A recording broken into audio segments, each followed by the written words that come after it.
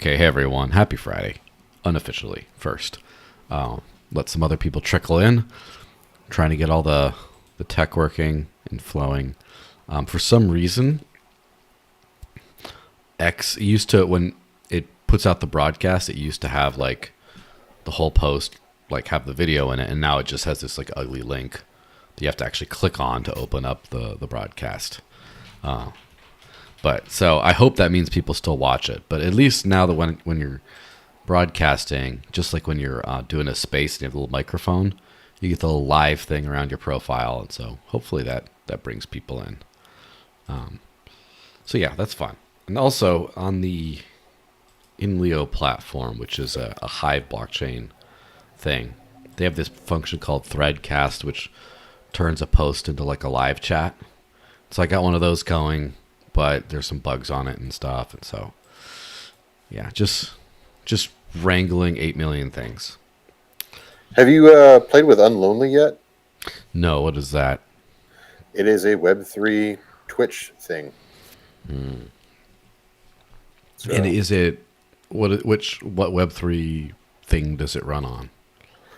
it's probably EVM if I had to guess. I haven't played with it yet. It's real popular with the folks at like Farcaster and those type of tools. It's on my list of things to try, but now that I'm not in the studio every day, I don't play with as much media things as I used to. Yeah, that's like a full-time job for sure. It was. So it beats working for a living, that's for sure.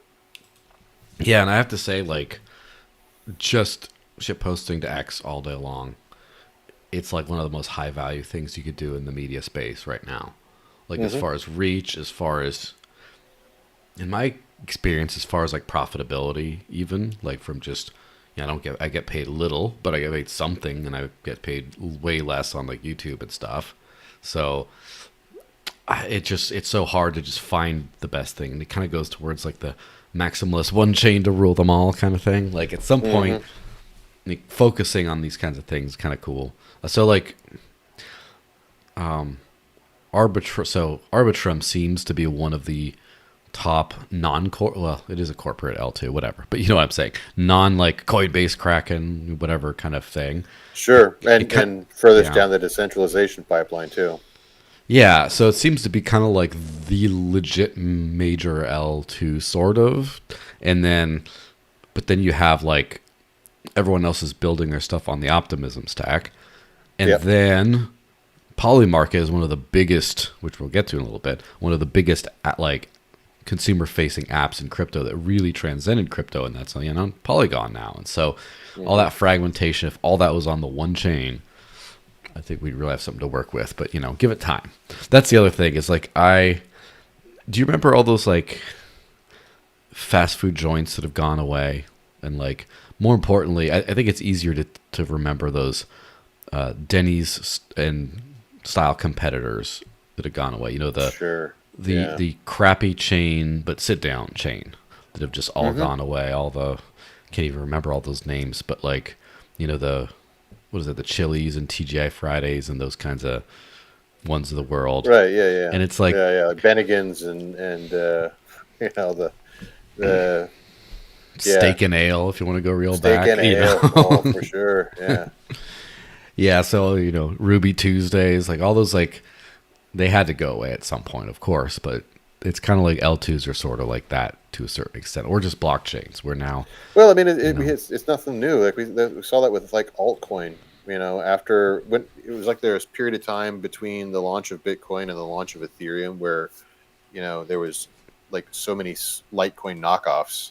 1, 2, or 3 every day that would pop up, and no real differentiating features other than they're playing with tokenomics, much like your average day on Solana. It's same sort of thing. Yeah, and then like remember Neo? That it was everyone was so excited about Neo. Still there. It's still there, and it's not that low in the market cap rankings. And I still see people posting on the subreddit. But like as far as I know, it's gone. But like, is it? Do people use it? I don't know. And then it's always funny because when I bought that random dash whiskey set up there on my shelf right there. Mm-hmm. It was just some random dude from Belarus who like was posting on like X and Instagram, and so I just sent him some random crypto and prayed for the best. And like a couple months later, I got this whiskey set, but it was a Nimiq one. It was the wrong one. And I don't know if you ever heard of Nimiq before, but you know, I hadn't. Nimiq. And so I was like, hey, it's the wrong one. He's like, oh, sorry, I'll send you the right one. You don't need to send it back. So I still have the Nimiq whiskey set somewhere. And I was just like, what the hell is this weird shitcoin? And then that was like years ago.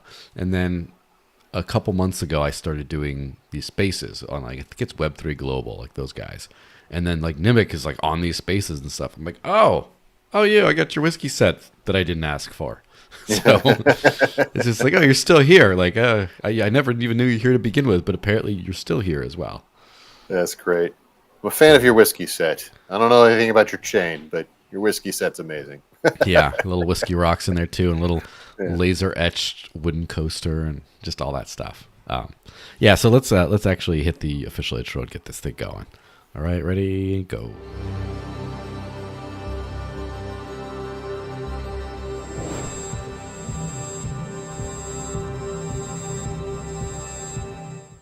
So hey everyone, happy Friday. Welcome to the Election Fatigue Podcast. Digital Cash Rundown number 176. I'm joined by the one and only Mark Risen Hopkins. How's it going, man? Howdy. Pretty good. It's been a couple days. The night of excitement has I've had time to recover from that, so I think we're good. Good enough. Yeah. And it's been kind of funny because my posts for years, I guess, have been mostly, I would say like 80% crypto, 20% very generic liberty / just random life observation type things.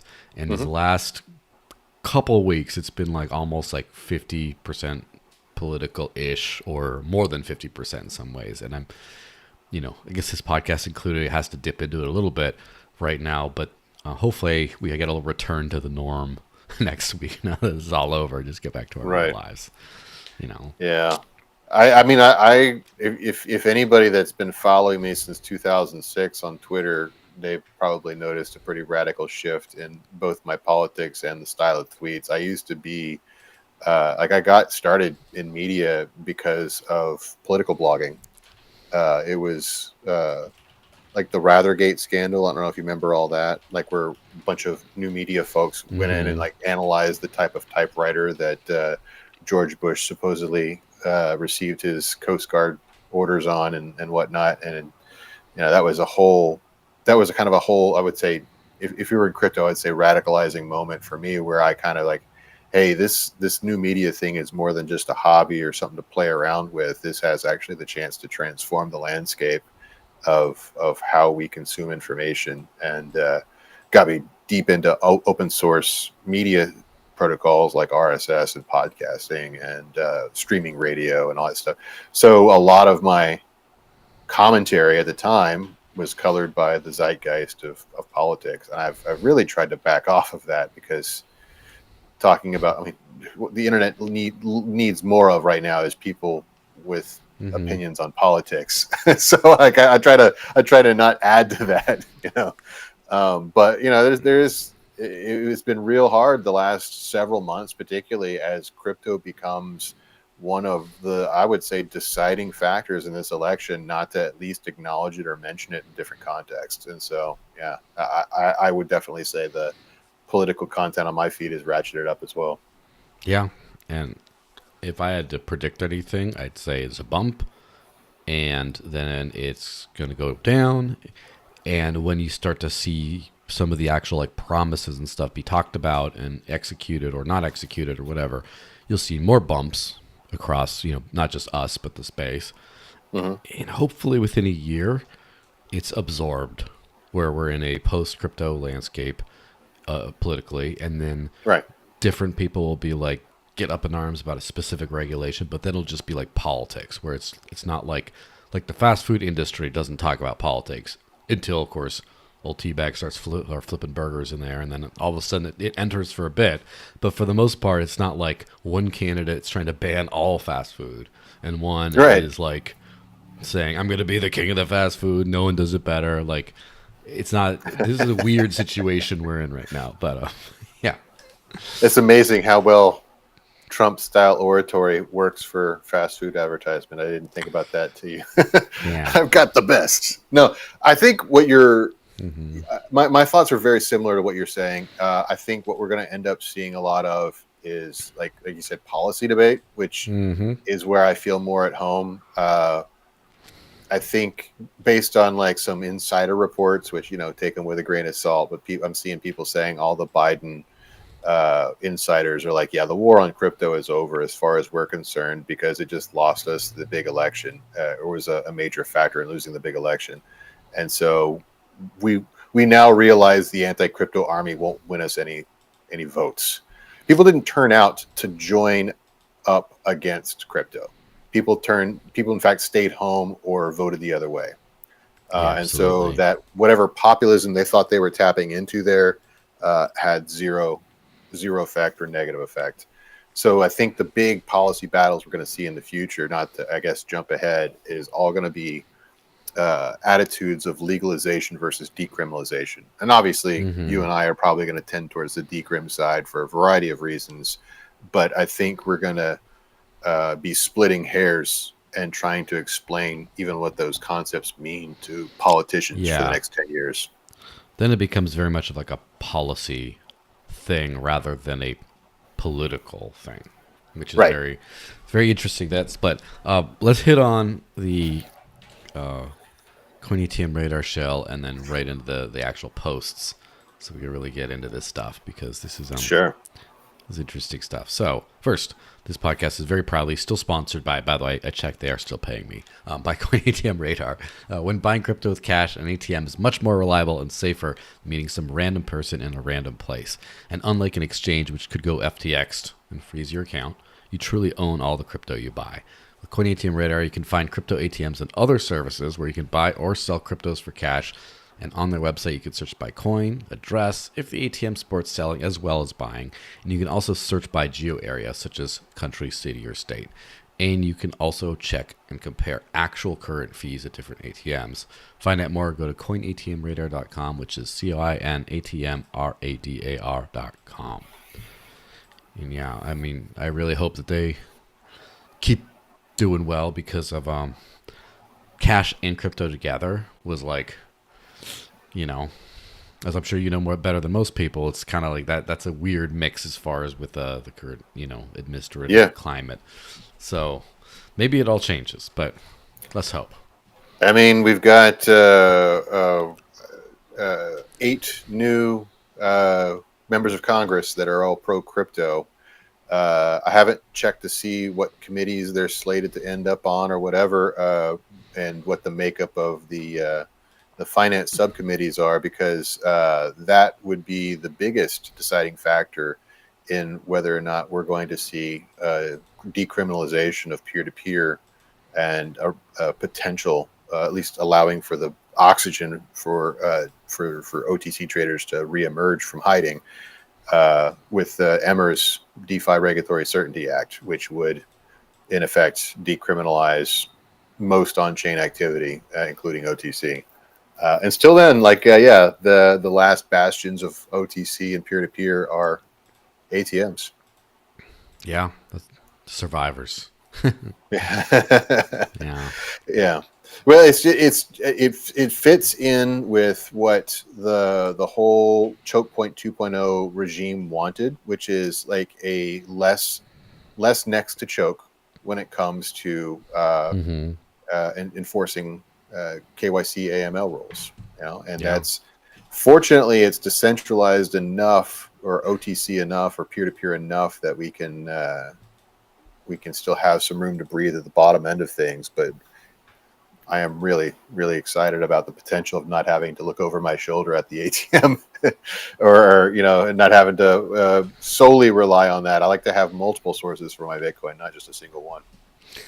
Yeah. Also, the odds that it gets sort of shaken up a little bit are by the DeFi space are kind of interesting because I've noticed in all the big integrations as far as like beyond crypto, kind of like that are touching the normie edges, are all like, oh, USDC here and there. Hmm. And so USDC so far, right? Again, I'm not, who knows how long it's going to be digital cash, where it's like paper money but digital that you can still kind of do whatever you want with, including buy hookers with or whatever.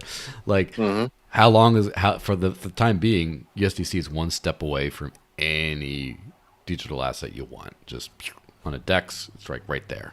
So it's like if you could get legit paid in USDC, which is way easier than ever, or receive it for this, or Stripe lets you pay with it, or whatever. It's kind of becoming almost like fiat, and so it's almost like the fiat on ramp is just like Thorchain, or Uniswap. It's kind of interesting how that works out. Yeah.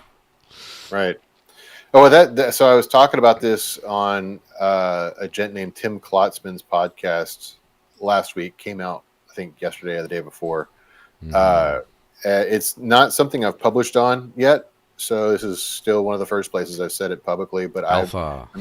I'm working on a paper that talks about the changes that need to take place in fundamental analysis.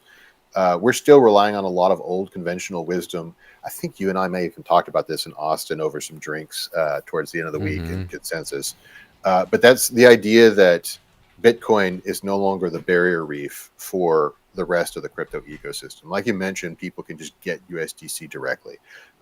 But back in my career path or experience engaging in OTC trading and peer-to-peer, if people wanted to, like it, from 2015 to 2020, if you wanted to get involved in ICOs, Ethereum ecosystem, you bought Bitcoin first, probably from somebody that looks like me or Bitcoin ATM, switched it over with Changely or Shapeshift or your favorite centralized exchange to Ethereum, and then you went and invested in your ICO. And so Mm-hmm. that's why we would have alt season, right? People still use the term alt season, but that's not, like, alt season has no connection to a rise in the price in Bitcoin anymore, because you can get USDC or Ethereum or Solana directly from whatever wallet you're using.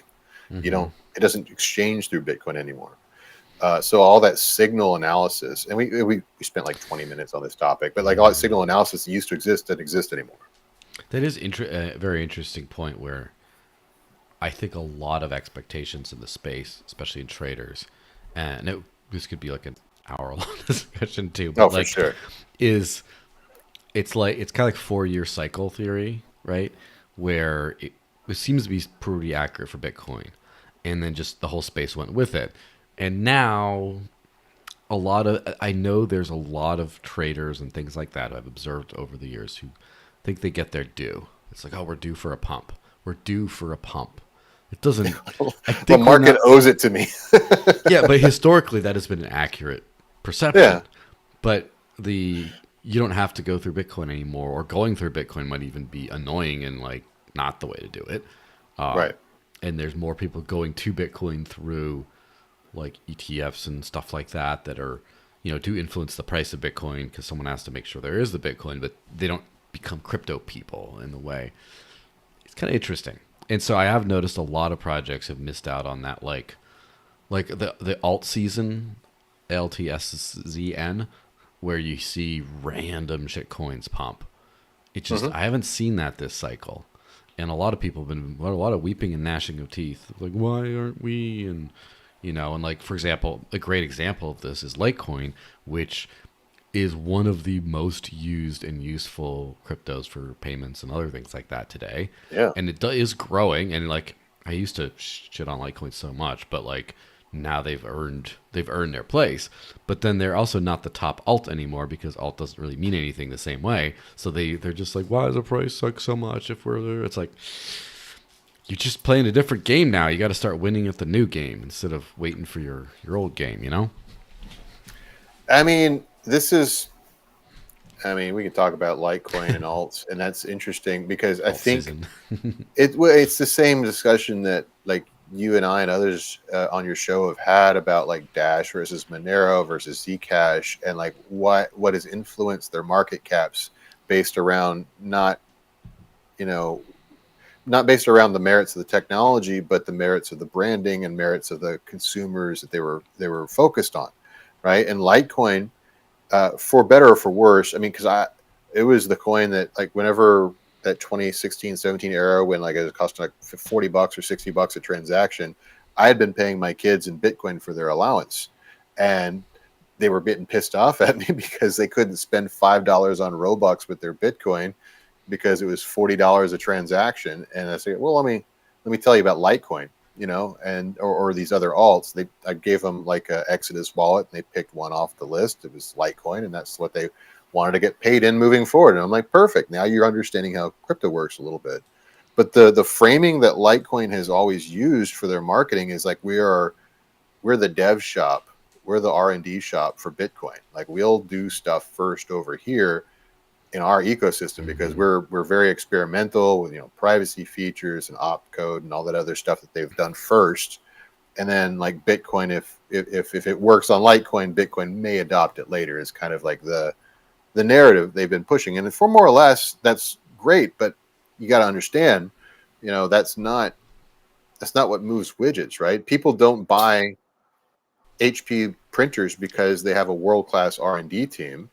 R&D pretty much has the same budget in 2024 as they did in 2010. People buy printers because they need to print stuff out, and HP kind of has a duopoly control on the market because of their marketing and their channel partners. So, if you want to focus on growth, you can't go with a narrative that's going to keep your market cap, your budget, and adoption pretty much the same. Yeah. That's something that, like, I think that true entrepreneurs and innovators and stuff have a leg up on everyone else, which is why they win and the others don't. It's just that they've accepted the fact that things change. Sometimes you have to learn a new thing, or everything, you have to relearn everything. And like we see with the election, for example, with all the elections, it's like, oh, why did this not work this time, but it did that time? And it's like, because things changed. That's it. Like, don't feel all weird about it. But then the people that are just like, oh yeah, it's different now, and then they adapt to that, then woo. Just like same thing with like extinct animal species, where something very small changed in their environment, and all of a sudden they just got like cut out, and then the branch of the species that did change is just still here, and it's like, oh, okay, and then there's of course like the evergreens, like the crocodilians, or like the shitcoin casino, like they're just not going anywhere. They got a good model that's evergreen for all of time, right? Yeah, gambling is always going to be a thriving industry, and if your brand is gambling in crypto, you're gonna have some market attention for it. Yeah. Well, let's explicitly hit on the triple X explicitly hit on the on the topic list for the day, on the thing that happened on Tuesday. So first, I'm highlighting your post here about, said, I'm not happy we have Trump as president again. I never loved him, but I am happy about, still believe in crypto, and happy for Ross. Happy with the odds going to prison for writing code may go down for the first time in a long time, which is sort of funny, but also like scarily true. And then happy that we might see end of lawfare. Happy administration has been open to prison reform. Thanks Kim Kardashian in the past, at least. Yes. And I'm happy that America's normalized hiring felons. So anyway, so there's a that was a laugh line too, but I meant it sincerely. That's the problem. Is the laugh lines are all the truest lines. Right. Like, it's not even a troll. It's just like, no, it's true. Yeah. So I kind of, I would say I mostly agree with the general sentiment in that, new, like, people come and go. Oh, this guy's good at that stuff. This guy's not good at that stuff. It seems like most of these benefits, which, I agree with those benefits, and maybe I'll add to some. Most of those are, the Ross part is something that's like, we might get something new that's good. But everything else is almost like, it's a signal. Historically, libertarians and other people like that have complained about the lesser of two evils type thing. And it's because lesser of two evils, you still get more evil. And in this case, it seems like we're actually seem to be getting less. There seems to be on the table, at least. I don't know if we're going to get it, but we could get a lot less evil than before in a lot of ways. And it's not because this guy is and what he's trying to do. Although, there's all the pie in the sky stuff. We'll talk about that later. But like as far as like this, your I would say cynical / realistic take, all the good stuff we stand to gain is literally just a bounce back from how freaking insane the last administration and the last era was, as far as like all the lawfare, all the going to prison for writing code, all the other stuff. And it's just like, it's not this grandiose man who does this a lot and just talks about all these promises that's going to just changing. It's just the fact that he isn't that. It's not that he's trying to do anything good that's the improvement. It's just that he's not that runaway train that had, all the federal government, all the federal agencies, all the media, all the just educational institutions just had everything under lock.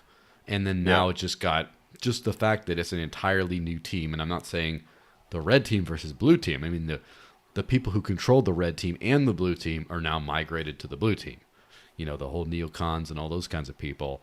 Just the fact that it's new people in charge of, government, I should say.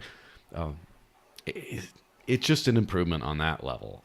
That it's and that's kind of for crypto specifically. That's what I hope to get, is kind of what you said on the other stuff, which is just, we're not going to be viciously persecuted anymore. It's not that we get anything good. It's just that maybe we'll be sort of left alone to not go to prison and can just do our thing, Right. Yeah. Yeah, that's essentially the gist of it. Like, it's an absence of negative animus on not just this administration itself, but a lot of the new incoming Congress people are either expressly pro crypto or expressly ambivalent on crypto, which is just as good. Like, I don't need you to get involved. But the problem with a lot of these new and we can get down on the nitty gritty, like the list of who they are, and talk about each individual one of them if you want at some point. But like the problem with some of these new pro crypto folks is that they definitely fall under the category of pro legalization rather than pro decriminalization, and that's where it's almost worse if we have somebody that's pro crypto but they're legalization, because then that's essentially a framework. Like, historically, we know this from every industry it's ever happened in. It's legalization is a framework for regulatory capture, which means you and I don't benefit, but Coinbase and Cash App will. And I mean, that's great if you're for Brian Armstrong, he's going to love it, but the rest of us are not. Maybe not immediately. Maybe in the early stages we'll be like, yeah, this feels good. This feels like a positive move for our industry. And then, 5 years later, we're well into the unintended consequences, and our industry starts behaving and acting like the TradFi masters we were trying to buck at the beginning of it. So, to your original point, the fact that he is not as pro crypto or like he doesn't have a legislative agenda he's trying to push with some of this stuff is actually the best thing about him, because it's like what Ronald Reagan used to say, the most scary words from any government official is, "I'm here to help," or whatever. Yeah. And I don't need Trump or Kamala or anybody here to help me with my crypto. Please stay back. No help. Yeah. And it is kind of funny because through every single positive thing I've seen about crypto, there's been a few things which are mostly like decrim style things, as you mentioned, the distinction of just exemption from these money services businesses thing, which they were already kind of exempt from maybe, but then there was uncertainty and maybe they had to, and just like all that kind of stuff, like an exemption to that, or just a simple like de minimis exemption for, spending for capital gains, right, and some like basic small things that can make a huge help. But then everything else is just like, legally define a DAO as such. It's just like, well, what if my DAO's not like the DAO that's in the books? Right. Like, that's a problem. Or like Bitcoin strategic reserve. Well, I'm not a big Bitcoin holder, so like, why are you pumping everyone else's bags and not mine? like, Yeah. like now you start picking winners and losers. Now you have, I've actually had this come up in business in the day job, trying to work with Canadian services. And apparently, Canadian services need to be a securities exchange in order to support anything that's not Bitcoin or Ethereum. And so it's like the alts are like the government classified shitcoins, right? So now, in order to let people pay their bills with like Litecoin or Dash or Monero, one of these things in Canada, you either have to buy a big expensive license for like a bill pay service to do that, or you have to integrate some sort of like integrated DEX swap technology that like technically they're only receiving a sanctioned coin and like all this nonsense because the government got involved. Sound familiar to anything else in life? So yeah, Right. I mean, I hope old Teabag is too like confused and ancient to really care to do much on this other than just like not do like than fire Gensler kind of, and like a couple Right. of other things. Right. Yeah. I would either want like that. This is why I was so bullish on Vivek when he was still a contender. Is he understood it to the point that he understood that decriminalization was the path, right? Like he was our guy when it came to that on a policy perspective. But somebody who is not as sophisticated to understand that that's where the direction that the laws need to go might be more of a hindrance than a help. And that's the concern with a lot of some of these freshman congressmen that just came in, is that they're orange pilled. Great. I'm glad you love Bitcoin, but there's a whole bunch of other stuff happening here. And what is good for Bitcoin in the one use case that you have in your head may be bad for the rest of the ecosystem, or bad for a whole different class of Bitcoiners that you haven't even thought about because you're not that experienced. Yeah. And like the entire point of this radical free market thing is you can just do anything. It's kind of like, which we'll get to in a second, the whole censoring social media thing, where there's, and I wish I could like, it's a little too off topic for the show to really specifically bring it up, but really quick, just to touch on it. Apparently, the new incoming administration, has a plan to battle censorship, and they have. Oh, I looked at their specific plans, and it seemed like I liked a few, and then I'm like, ooh, no, there's some bad ones. Some of it is like banning government agencies from pressuring social media companies to like censor truth. Basically, what happened with Twitter, Facebook, all the rest. I'm like, great, restrictions on the abuse of power of government. That's great, explicitly. That's good. And then starts talking about some other things like, and then starts going into trying to amend Section 230 to basically say that social media companies cannot engage in biased moderation. Now, at first Who reading, defines that? exactly. At first reading, that sounds good, but then as soon as you're like messing, because also Hillary Clinton was trying to get rid of Section 230, right? He's trying to mess with it, and so now we got rid of that threat, but now there's another threat to just tweak it in the wrong way to where it's like, well, great, bias moderation. I mean, and there's always a possibility that it could turn out well, but that's with hopes and dreams with government are not that high. It could be like, again, like this is the greatest object lesson for decriminalization versus legalization. This amending 230 in any way or trying to update the rules in the context of free speech in the context of modern technology is the definition of legalization versus what the First Amendment basically says, which is, hey, speech is decriminalized. Don't try to get in here and have the government put limits and restrictions on what speech ought to be, because it's the definition of a slippery slope. Where does it end? Who is the decider? What's fair in 2024 is not what's fair in 1990 or 1776. yeah. And I really hope that because of like the misinformation type stuff from the left, I really hope like this might be a case where I'm glad that the majorities in Congress and the Senate are not so overwhelming now, because we might need those guys, right? We might need them to help block some, and hope enough GOP reps are just a little shaky on it. Like, I don't know about that, Yeah. to where it just doesn't go anywhere, because woo, like this could turn out very bad. Again, I don't think it'll be bad in the next 5 or maybe even 10 years if we're lucky. But then Hmm. at some point it's going to be bad, it's just going to turn into that. So Right. that's kind of like the dance with the devil of being political, right? Of getting into the political stuff. Now, that reminds me of this Pierre Rochard post that you shared, Yes. which I have to say, this is the first X post that I'm able to see after the new regime, because I've been blocked for a very long time by this gentleman, and I just noticed all the By grayed out. Pierre.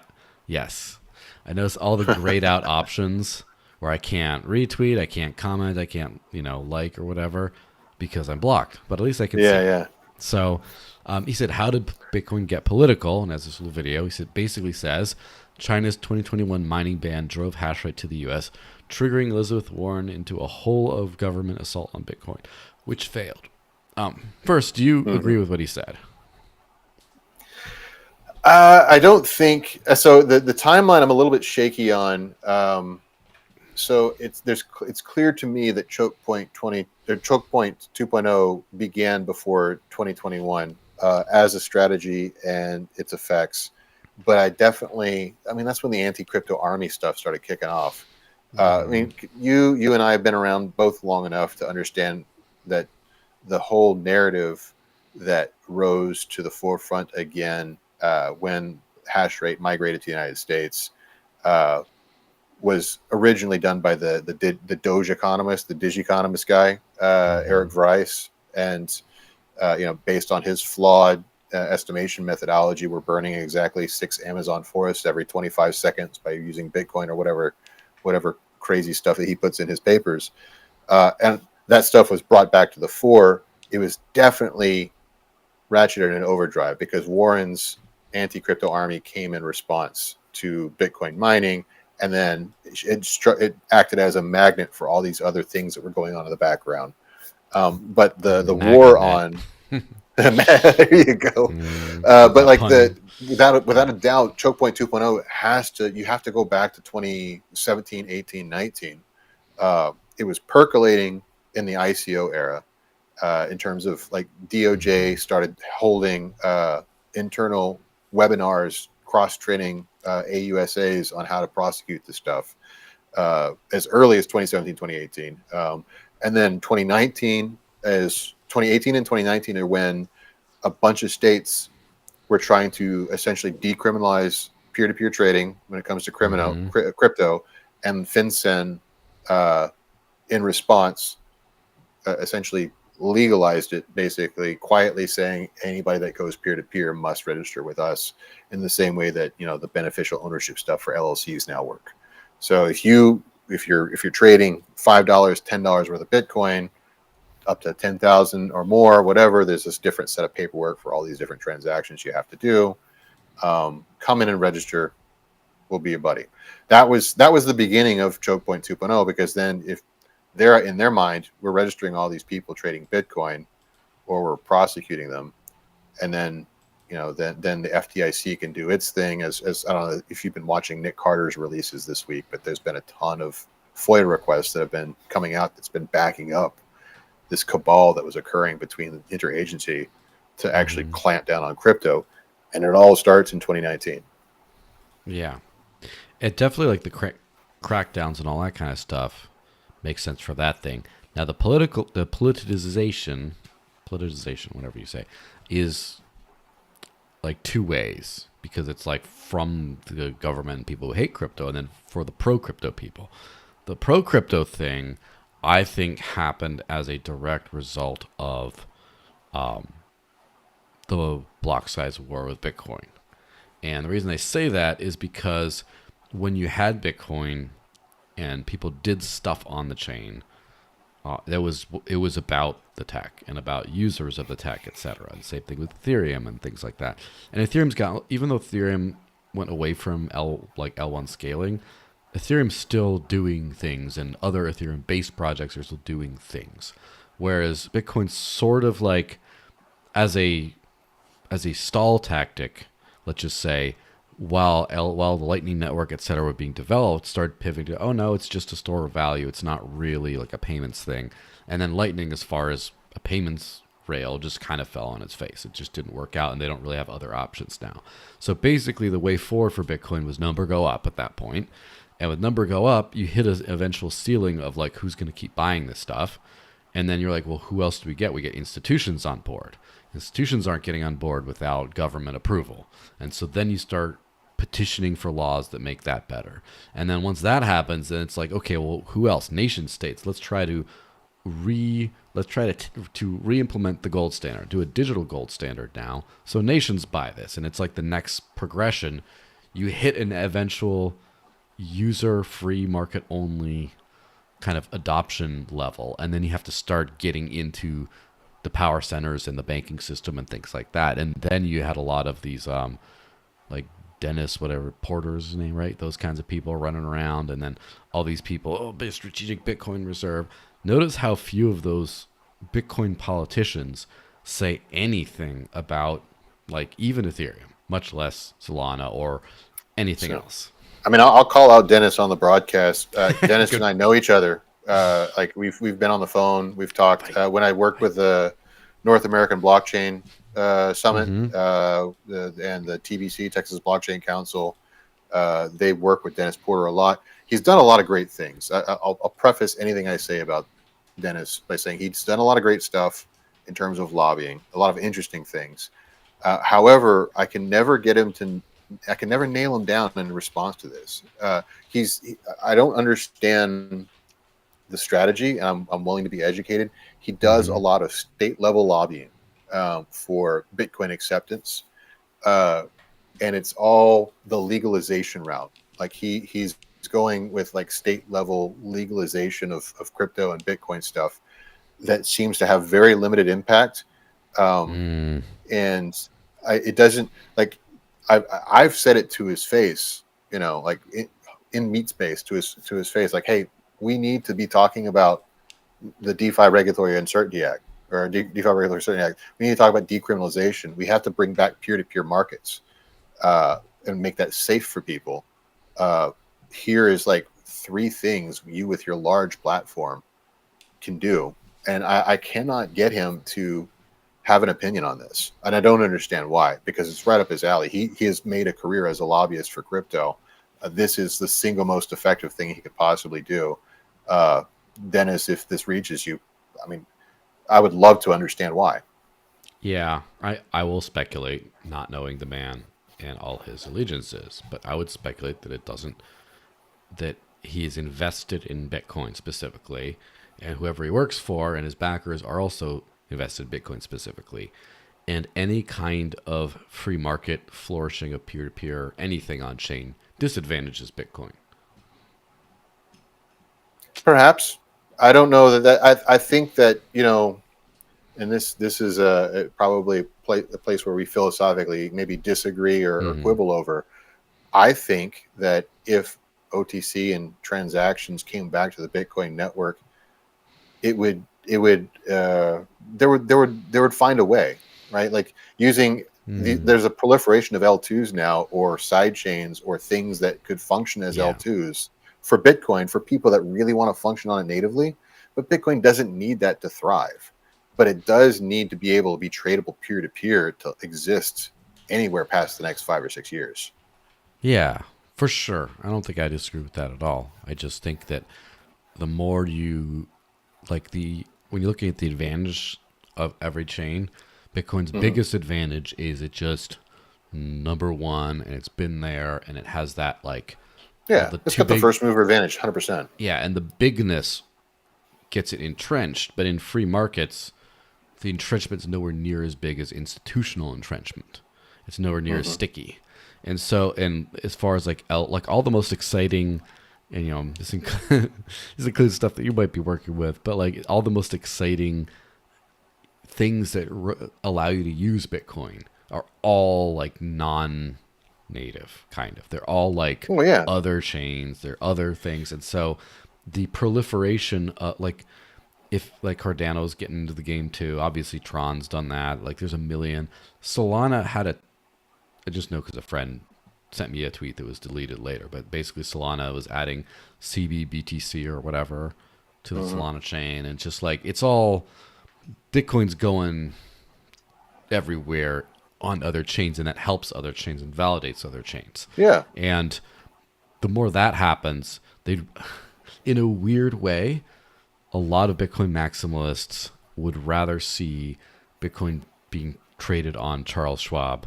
He'd use Charles Schwab rails and ETF rails than Ethereum rails, because that's the one thing where you can't, the other alts aren't in that club, so they can't, it's like Bitcoin only kind of thing. Yeah. And it's become a weird thing, and there is I would agree with you, but I I think that's eroding a little bit, and maybe fair disclosure. I am working with Threshold DAO now these days. It is the principal product is TBDC, which is a Bitcoin derivative. So take everything I say past this point on this topic with that grain of salt, because I'm a little biased.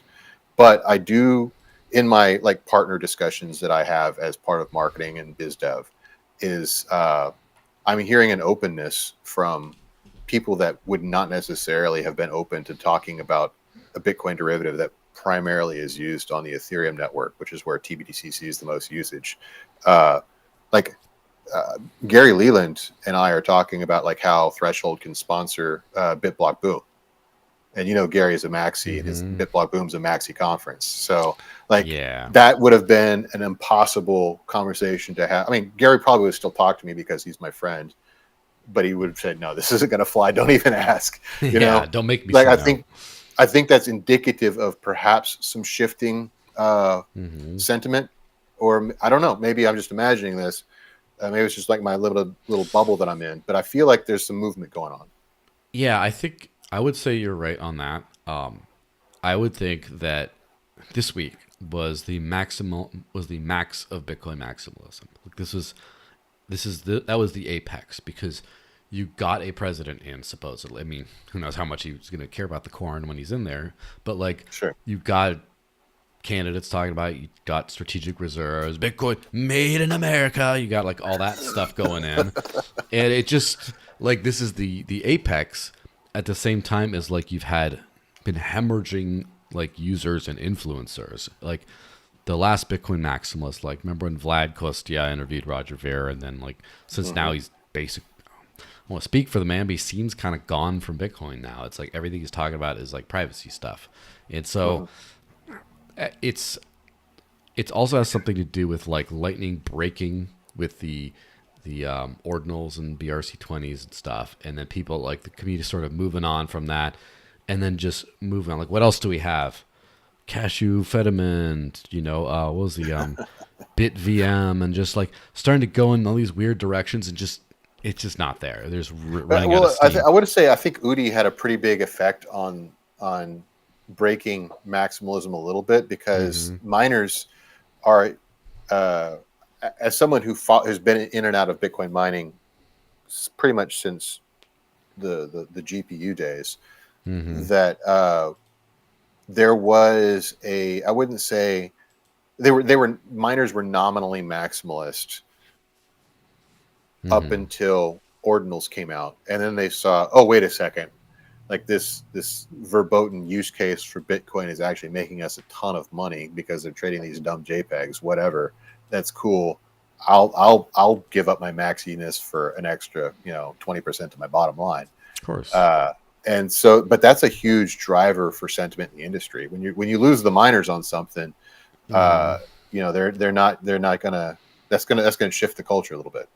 Yeah. So I would say the Udi revolution, which resulted in BRC20 and all that stuff, when the fees went astronomical, that the all-time high in fees, that moment was the end of the maxi era, but not like the end. It was like the beginning of the end. It set in motion the end. And so then the growth of the maxi era, and probably the Bitcoin dominance chart, if I were to just randomly speculate without actually looking at it in a couple months, but like probably just was running on momentum through the election, and then now it's kind of going down. And you're seeing a lot of these major voices now that like the Emperor's new has no close, the Lightning Network has no close, kind of got exposed in that moment. the effects underground, you can kind of see that. And this happened with the election as well, where for many, many months before now, you saw such a shift in like centrist people, left leaning people, whatever, just random non political people, crypto people, whatever, starting to come to the Team Red thing. And even though there was a time when it looked like the election would not go Team Red this time, it was already started setting in motion and just became this like complete blowout. Not hugely overwhelming, but a very strong victory.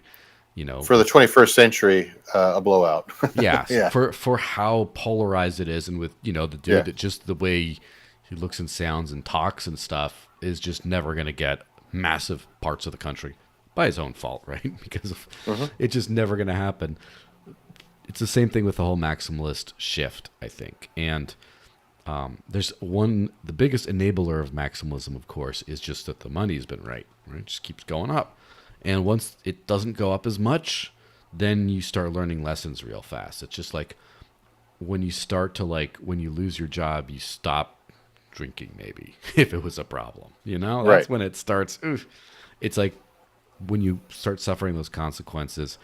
So I definitely think that also once you start getting Ethereum ETFs and Solana ETFs and then other and then all of a sudden Bitcoin's just one of the coins, and then nature heals itself. And also once like Bitcoin's entrenched into the system, there's not this fear of loss anymore either, because Bitcoin's now not going anywhere. Like it's not going to zero for at least 10 years, if not more, if it ever even does. So now it's got this kind of incumbency, and now there's like the stress, the anxiety, but screw you, shitcoin, like doesn't need to happen. It's certainly anymore. not going to go to zero as long as Wall Street exists, right? Yeah. Because it's got too much institutional adoption.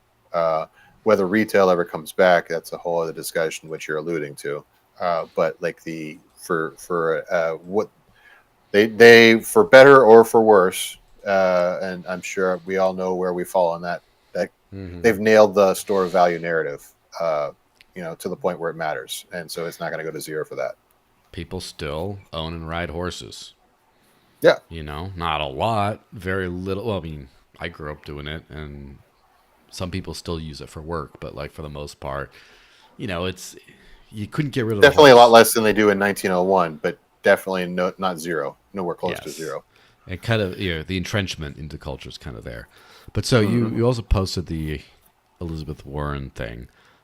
Just highlighting that Elizabeth Warren commenced her third Senate term after defeating pro-crypto candidate John Deaton, who anyone trying to threaten Warren, huge long shot. And I'm pleased at the shakeup that Deaton got, as far as like the attention, as far as getting in debates, throwing out crazy zingers against Warren, and just like making this whole like making her feel like the underdog. I think was kind of cool, where she was like anti-crypto army, make her work for it. Yeah, and then now she just kind of shut up with that. He just kind of backed off. Right. And then it's like, all right, well, mission accomplished, I guess. And then, of course, a bunch of other pro crypto candidates have gone in. So, yeah, that's like, people get really caught up on presidential administrations, just like they get caught up on national politics as a whole. The action is in Congress / in the policy element, not political, the policy elements of Congress / the policy elements at the state level. That's where like for those who know, work in all this stuff, that's where the action comes from, all the good stuff. It's just like the stuff that the public hears about, doesn't really matter, but then just like the sausage making, as unexciting as it is for some people. So it seems like hopefully we'll have some better sausage being made. But again, loop back around to, they're going to make a bunch of crappy like legalization laws and for crypto and Well, the best part about that article or that tweet that you just shared is the article that's attached. Because if you go through if anybody has time to go through the show notes, pay attention, read through this. This is where you're going to use this to kind of map out where the battles are going to take place policy wise over the next 2 to 6 years. So you had the the key enforcer in Congress, according to most analysts, was Sherrod Brown for Choke Point 2.0. Mm-hmm. He was narrowly defeated by Republican Bernie Moreno, Mm-hmm. who was a car dealer, He's like Bernie also a but brown. blockchain entrepreneur.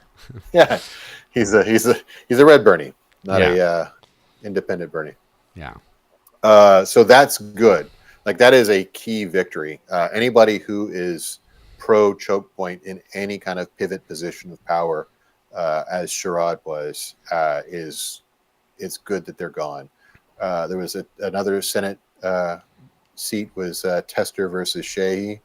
Pro Mm-hmm. crypto Republican Sheehy wins. Uh, he is a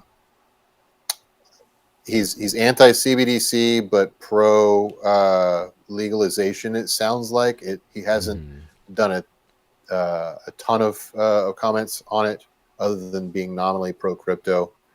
So that's he's one to watch and figure out where he slots into things. Yeah. There was the Casey versus McCormick race. Uh, the Democrat Bob Casey was considered neutral towards crypto. Was up against Dave McCormick.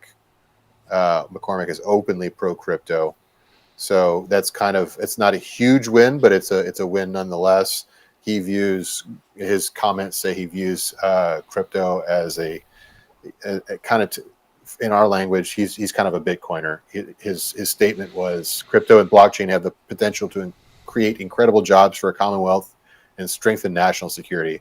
I was there at the policy organizations where they kind of wrote those talking points. Those are driven Mm-hmm. by the idea of a Bitcoin strategic reserve and Mm-hmm. Bitcoin mining uh, as a national defense type thing. There's a whole kind of, I would say, somewhat convoluted but still logical Bitcoin mining as a security asset for the country thing.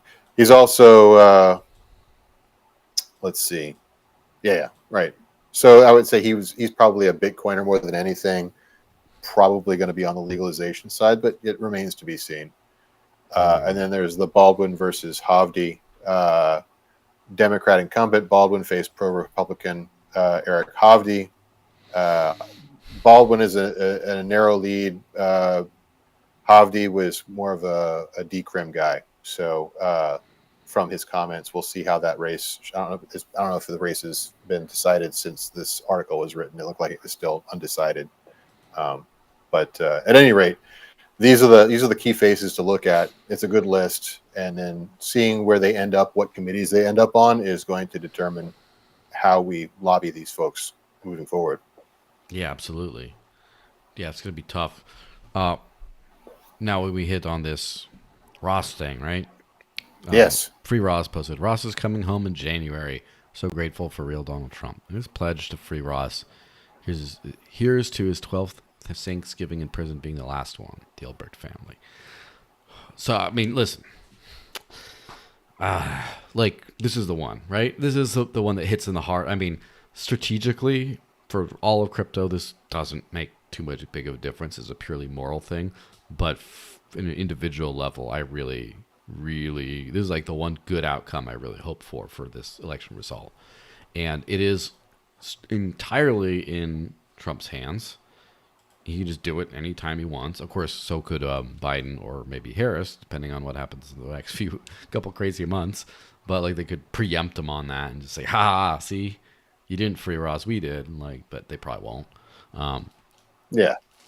I do get a lot of anxiety about this because it is more personal. Because I do know Lynn, and it's like it's a very individual result type thing, and like also I'm not confident in the result. Like I think if I had to bet a significant sum of money if you get pardoned or not, I don't know. I probably bet yes, but it's it's Yeah, I'm not betting my net worth on it. No, I would bet. the poly market odds I are would good. bet it. I would bet it. I would bet a tenth of a paycheck. That's about the high confidence I would go, just because it's it. See here, so we actually, whenever that Bitcoin uh, Nashville Mm-hmm. conference speech that he did happened, I was in a group chat with several ex Free Ross Dow people, and Mm-hmm. opinions range from, well, you all like, I won't name names because I don't know if they want their voting records to be public or whatever. But there were some people in the group that are like, hey, I'm a single issue voter, whatever gets Ross out. Uh, Mm-hmm. and that's people that were closer to him, like on a family and friends level from that group chat, are definitely those single issue voters. And I understand that. I would be the same way. And then there was a lot of folks that are uh, there was a lot of folks in that DAO and in that group chat that are far leftists, but they're anarchists and pro crypto, right? And so they were like, every candidate sucks, but Trump maybe sucks more than most, but this is something that I want to believe, even though I. And then there was a couple of like, crypto for Kamala types in the group chat that are like, yeah, I'm. It's not enough to make me sway my vote because I just don't Mm-hmm. believe he'll do it. I think he's a liar. I think he's Yeah, proven to be a liar. which is definitely true. It's also, I don't know if he's proven to be more of a liar than the other ones, though. That's the thing. Is Well, I mean, but the calculus for yeah. them is like they care about issues that aren't just crypto. And Mm-hmm. yeah, if they were single issue voters, the calculus is, yeah, you got to vote for Trump because a Mm-hmm. liar who says he's going to do something is better than a truth teller who says they won't do something, which is what the opposition was going to do. But if you're a multi-issue voter and you're like, in the off chance that they might free Ross, I'm going to be fighting these political battles for the next 4 years. Mm-hmm. Yeah, I get why you don't want to do that. I mean, if you're a Democrat, that doesn't make sense for you. But Absolutely. but if Unless you're you're if, Biden and you're like on your way to paradise anyway.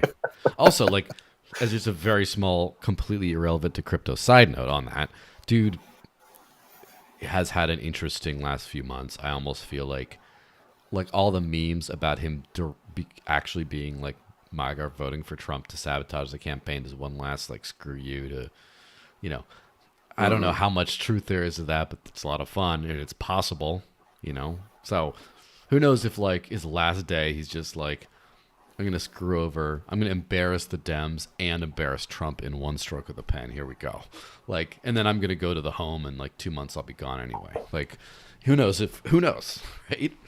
Right. Probably not. But I guess the point with this promise, he kind of mentioned it in his first term. I remember, oh yeah, I'll do that. But then I think he forgot who the hell this was. It sounds like he did because whenever he talks about, like obviously, Vivek was really like, you got to free Ross, like all this kind of stuff, Mhm. and other people close to him were saying this stuff. Obviously, Angela McArdle, the LP chair, first thing, you got to free Ross. This whole thing, and what he let slip, I think it was the Rogan podcast. I was one of his podcasts was he basically said that like he had no idea who this Ross guy was. He heard about him until his 18-year-old son Barron says you have to free Ross day one, and he's just like, okay, I guess I'll do that. So Wow, Barron, good yeah, guy, I good guy, mean, Barron. he's either that kid. I'm keeping an eye on him, right? Because he's behind the podcast strategy, which was one of the best things of the campaign. Which credit to the old man, right? He's a fossil. He's ancient, yet he's Mhm. like willing to learn new things and accept new knowledge from advisors, including a literal child. I mean, a 6'9" child, but still like a kind of Sure. child, Yeah. and just be like, I think that this literal kid who's not even he's not even like one of my adult children. He's just the baby. He knows something I don't that could really affect me in a good way, and he just goes for it. So Right. I don't want to. There's so many people that work so hard to free Ross over the years. I don't want to like disrespect them and their efforts and how Mhm. hard they did to get those audiences to just mention that. I think the tiebreaker would be Barron. Like the fact that Sure, but Barron, like how much yeah, of that must have been a factor in even getting it to Barron's attention, right? I yeah, mean, exactly. so like Barron is, I think it came out as public information. I hope I'm not Hmm. spilling beans on something I shouldn't. But he and Martin Shkreli worked together on some kind of shitcoin launch about 6-7 months ago.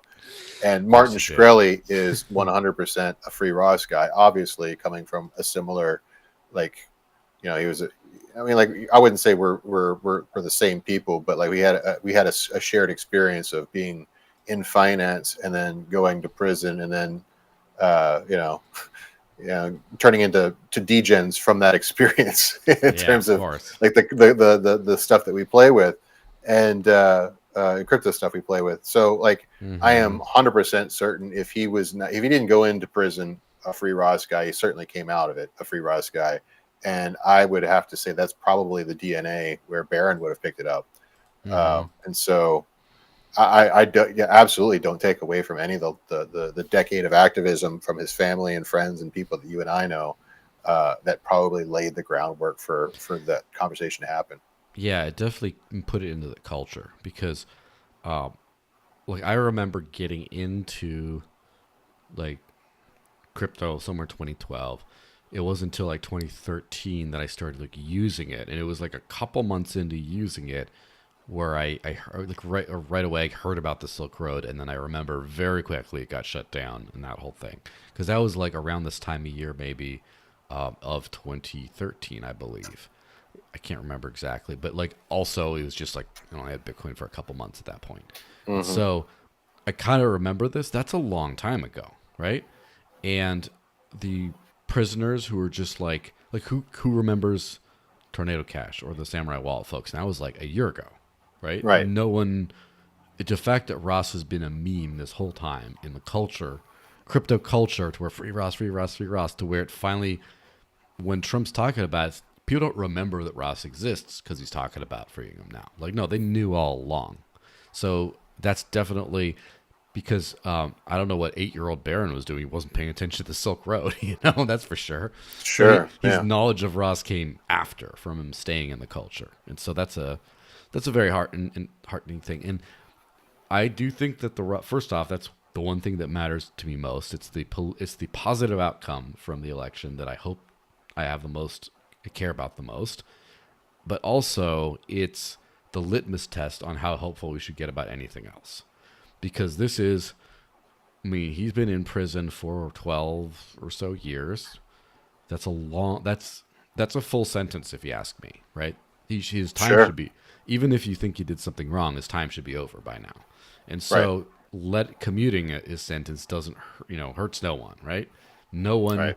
no one should get mad except for just like the most scummy of the scummy like people in government. No one should get Hmm. mad if you just let him out now. It should be, and then no one's gonna. It's not gonna hurt Trump's reelection chances for very obvious reasons, and he's Right. made repeated promises to lots of people recently in the last 6 to 9 months or whenever, however long it's been, about this one thing, and then unprovoked, he's say, "Free Ross Day. Oh, I will save this man. I'll save day one." Hmm. He's done all this stuff, and so the amount he has to lose, like so much of this coalition vibe that he's gotten that he never had in his other goes at power, like Right. will just be just shattered if he doesn't do this, like just gone. So I'm still not 100% hopeful, but I'm just saying I'm more than 50%.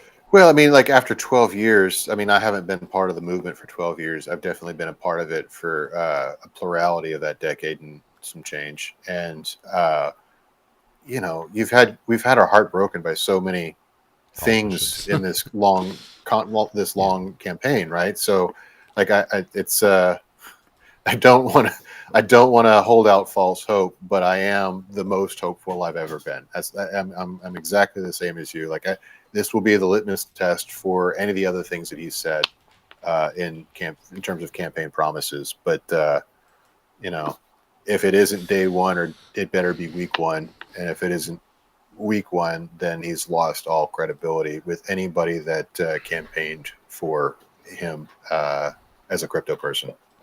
Yeah, or like month or two one. Like maybe that's it just after the first couple months it's just not happening.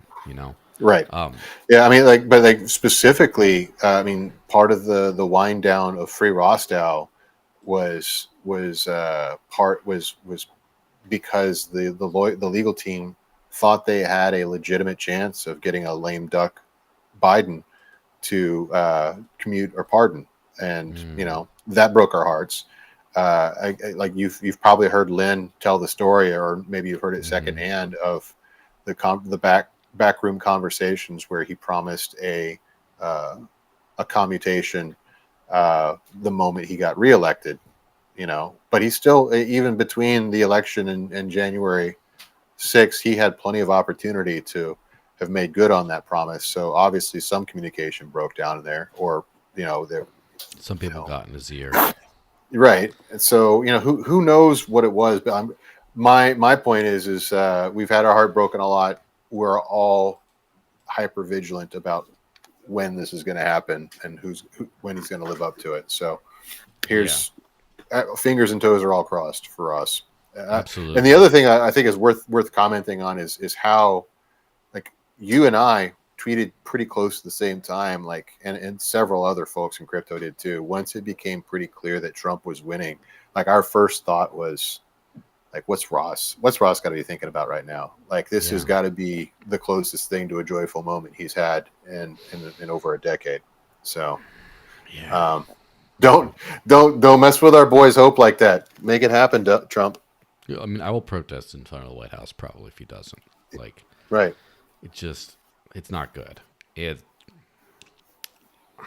the thing, and also I have heard rumors, and there's always rumors, but I have a lot of good friends who worked in his administration and his campaigns and stuff like that. And stuff I've heard seems to be that when his first go at things, when he let the swamp back in, kind of thing, because he didn't, as he said, he didn't know any better. He didn't know who to hire or whatever. Hmm.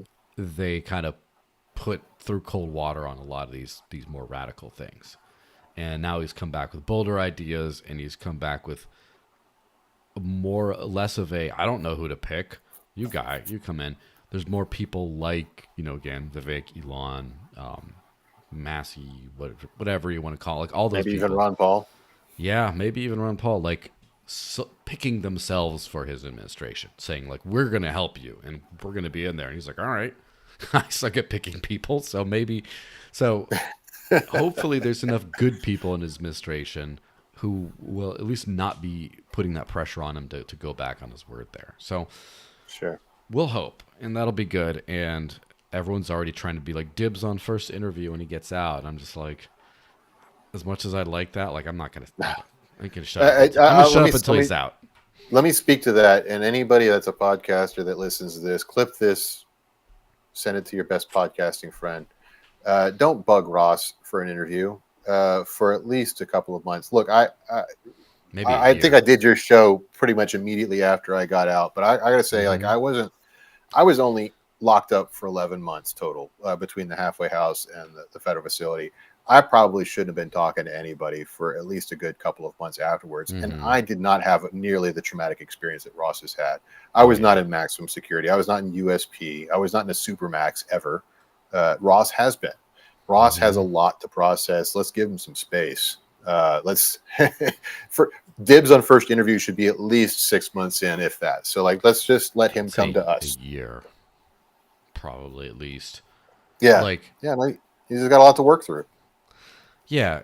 So like, um, are you trying to even say, um, like, I even have my message from I think it was March 1st when I messaged you about getting out, Hmm. and basically just said like, whenever you're ready, don't worry. It's no big deal because like we did talk before you went in even, and Yeah, then just randomly, and then just after it's like, I definitely like take your time on everything. Like, well, I yeah, mean, I understand saying like dibs on for okay, but just also let it like that's also he's not gonna get harassed by that comment today. It's just when he's out, hopefully people aren't like yeah, yeah, yeah. respect our family's privacy in this time. Like they all the can Yeah. thing is It's for a reason. legit. Like, even if, like, so the you this is why I mentioned prison reform and criminal justice reform in that, like, I'm happy about this tweet is because I again had the lightest weight of sentences compared to most people in the BOP system. Like I was there for less than a year. That's very rare. I was there in a minimum security facility. That's also rare statistically. And so I felt like what everybody else in the system feels like, which is I have learned to deal with this, so I am okay. Like I am in prison, I am surviving. I've got my system in my mind my framework for existence that lets me deal with this oppressive being locked in a box situation. And you think that because you are coping, you are okay and you're fine and you're ready to get Mm-hmm. out and get jump back into life. And I was talking to my coworkers like, just I'm raring to get back to work. I have to get back to work. And they're like, you should take a minute, take a week or two. I'm like, no, I got to do it. And they let me, and it was a mistake. Like I had a couple of breakdowns, like Mm-hmm. and PTSD moments, panic attacks that, like, I probably should have taken a bit more time. There's not a lot of mental support help that seeks you out when Mm-hmm. you come out of the system, and there ought to be. Uh, and that is just my like prison light experience. Mm-hmm. Like somebody who went through the rigors of a truly violent facility, which is anything above a medium, is going to have a far more deeper. They're going to have a deeper scar than even I had.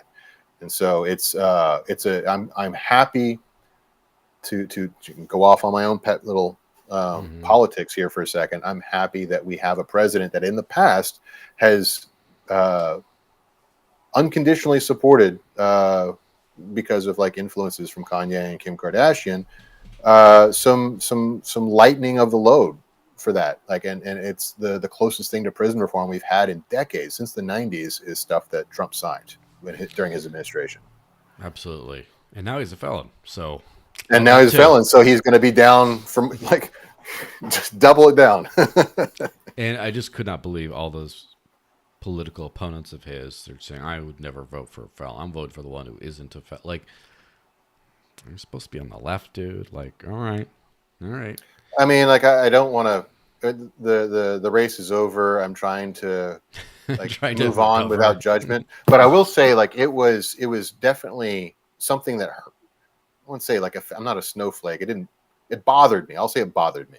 It bothered me to Mm-hmm. hear people that like in 2020, 2021 during the pandemic were marching and saying ACAB, and then a scant few years later they're out there saying you know felons suck. Why would you vote for a felon when you got this person with a law enforcement record? Like, where did ACAB go? Right? Why are we lumping all felons together? Because we were getting a very nuanced discussion like 3 years prior on like, hey, the system is racist, the system is classist, it puts people into it that doesn't need to be into it, and then like just because the orange guy that you hate has a criminal record, now all criminals are bad. It Yeah. was it was the nuance left the room really quickly on that one, and that was kind of a tough pill to swallow as somebody who's been Mm-hmm. like aligned with both sides in terms of prison reform. Quite honestly, I've been left and the right. Anybody that is pro prison reform, I'm going to take my allies where I can get them. Yeah, absolutely. That is kind of like gentlemen's rules of engagement kind of things, where again politics you're trying to win, just like in any actual physical confrontation you're trying to win, and all the whole like what is a dirty fight, like what is it, what's off limits, like people print like a war, like why would you not use the most effective tools, why not nuke your adversary, who cares about civilian casualties, purely that conflict standpoint, that might be the correct point of view. If all you care about is winning, but there's so many other costs that come back for you. Like if you get into a fist fight with someone and you win and you spare the most damage possible and help your opponent up and just say, we're done, we're cool, that might end there. If you kick him in the groin and all kinds of stuff and like slap on the face and pee on him or whatever else, you do all that Mm-hmm. stuff, his cousin's coming after you with a gun the next day. Like Right. something's going to happen. It's an escalation. And so if you believe in these virtues or talk about it, if you flip on them completely, that's a low blow. And you don't Yeah. low blow and then people have any respect for you or work with you or care about you afterwards. You just you lose people. You lose at It's the that point. divisiveness that kills the political power of anybody. Like that's just, again, basic rules of organizing, right? You don't want to like have friendly fire, and the two-party system that we have in America definitely encourages a lot of friendly fire, just because you have it's a zero-sum game. It's not like parliamentary where new parties can rise and fall. Yeah, absolutely. Talk about polymarket. Let's hit on that real quick. Yeah, speaking of balkanization of alliances and Yes. whatnot. So I did this post on polymarket and I talked about it in other shows and stuff, basically explain the difference between betting odds, like what a betting odd is versus a poll result. And I don't need to go over that anymore. But you had an interesting thing here about this Theo fellow, Theo, Yeah. who was a big polymarket whale. And interestingly enough, because like what as the point that I made, which just explaining what betting odds are, is just that people are putting money towards the outcome, and that doesn't mean that they can't necessarily influence the outcome themselves, but they stand to lose based on their opinion. It's not an opinion of who's going to win, because their opinion, you can say I'd rather this person win, okay, but they could lose and it costs you nothing. And so Hmm. a lot of people are saying polymarket in particular was not open to U.S. citizens, supposedly. I mean, I'm sure you could get around it, but like it was mostly foreigners betting, and all the community notes people. Anytime they say Trump's ahead in polymarket, there's the actually it's like a foreign blah blah blah and all this kind of stuff. But this person, a European, got better data Hmm. than any of the local pollsters, and so basically he did the neighbor poll thing, where basically he polled people on what would not like who are you voting for, but who are your neighbors voting for, and then he kind Right. of like got with that thing. He says the results he wrote were mind blowing into the favor of Trump. He didn't share the surveys or whatever else, but basically the story behind this, the detail that's fun is the neighbor poll. Like, oh, interesting. That's it. I didn't thought about that Yeah. specifically. Yeah, that's the hook for that particular post. Yes, But I but think the if you message is the profit motive makes you find a way. You found the right, data. right. I mean, like it doesn't mean that the markets are infallible, right? So let's just talk through what happened here, and to give anybody that wants to get a better grip on poly market and understanding on how to trust or not trust results, right? So what we have is an individual. He didn't really have a huge team. It was just people that he hired, pollsters. We have an individual who said, I want to make a big bet on the outcome of this, but I'm only going to do it if I have something that really sways my opinion. And he was a data-driven fellow. And so he engaged these pollsters to ask, hey, who are you going to vote for? And who do you think your neighbors are going to vote for? And it's the detail of who do you think your neighbors are going to vote for that to him was compelling, caused him to make these large bets, basically max bets, what the maximum he could do, given liquidity limitations on the market. And now, is that a bulletproof methodology for looking at prediction markets and going, okay, well, that's always going to be true? What if he had a flawed methodology that convinced him as a whale, right? So Yeah. that there, you can always say that there. This is I think the intelligent debate here is going to be similar to the intelligent debate that we've had about Nate Silver, right? Nate Silver Mm-hmm. was absolutely dead on right with his strategy at a particular moment in time, a moment in history, and he has been varying degrees of right since then.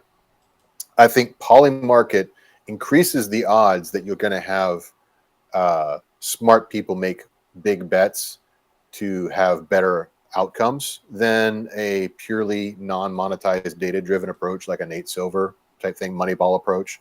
However, but like, see, this is I'm derailing my own self because I'm thinking back to the time. So back when I used to run the Cube, we interviewed Nate Silver and we interviewed Billy Bean because there was the big data revolution, and both of those Mm-hmm. keynotes at different big data conferences and enterprise conferences. So we had the opportunity to interview both of those folks.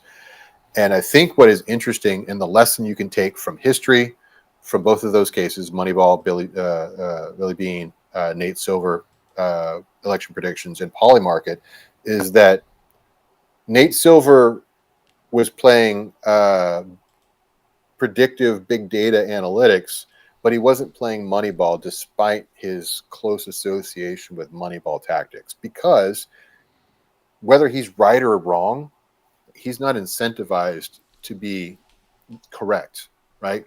Like his incentive is his reputation.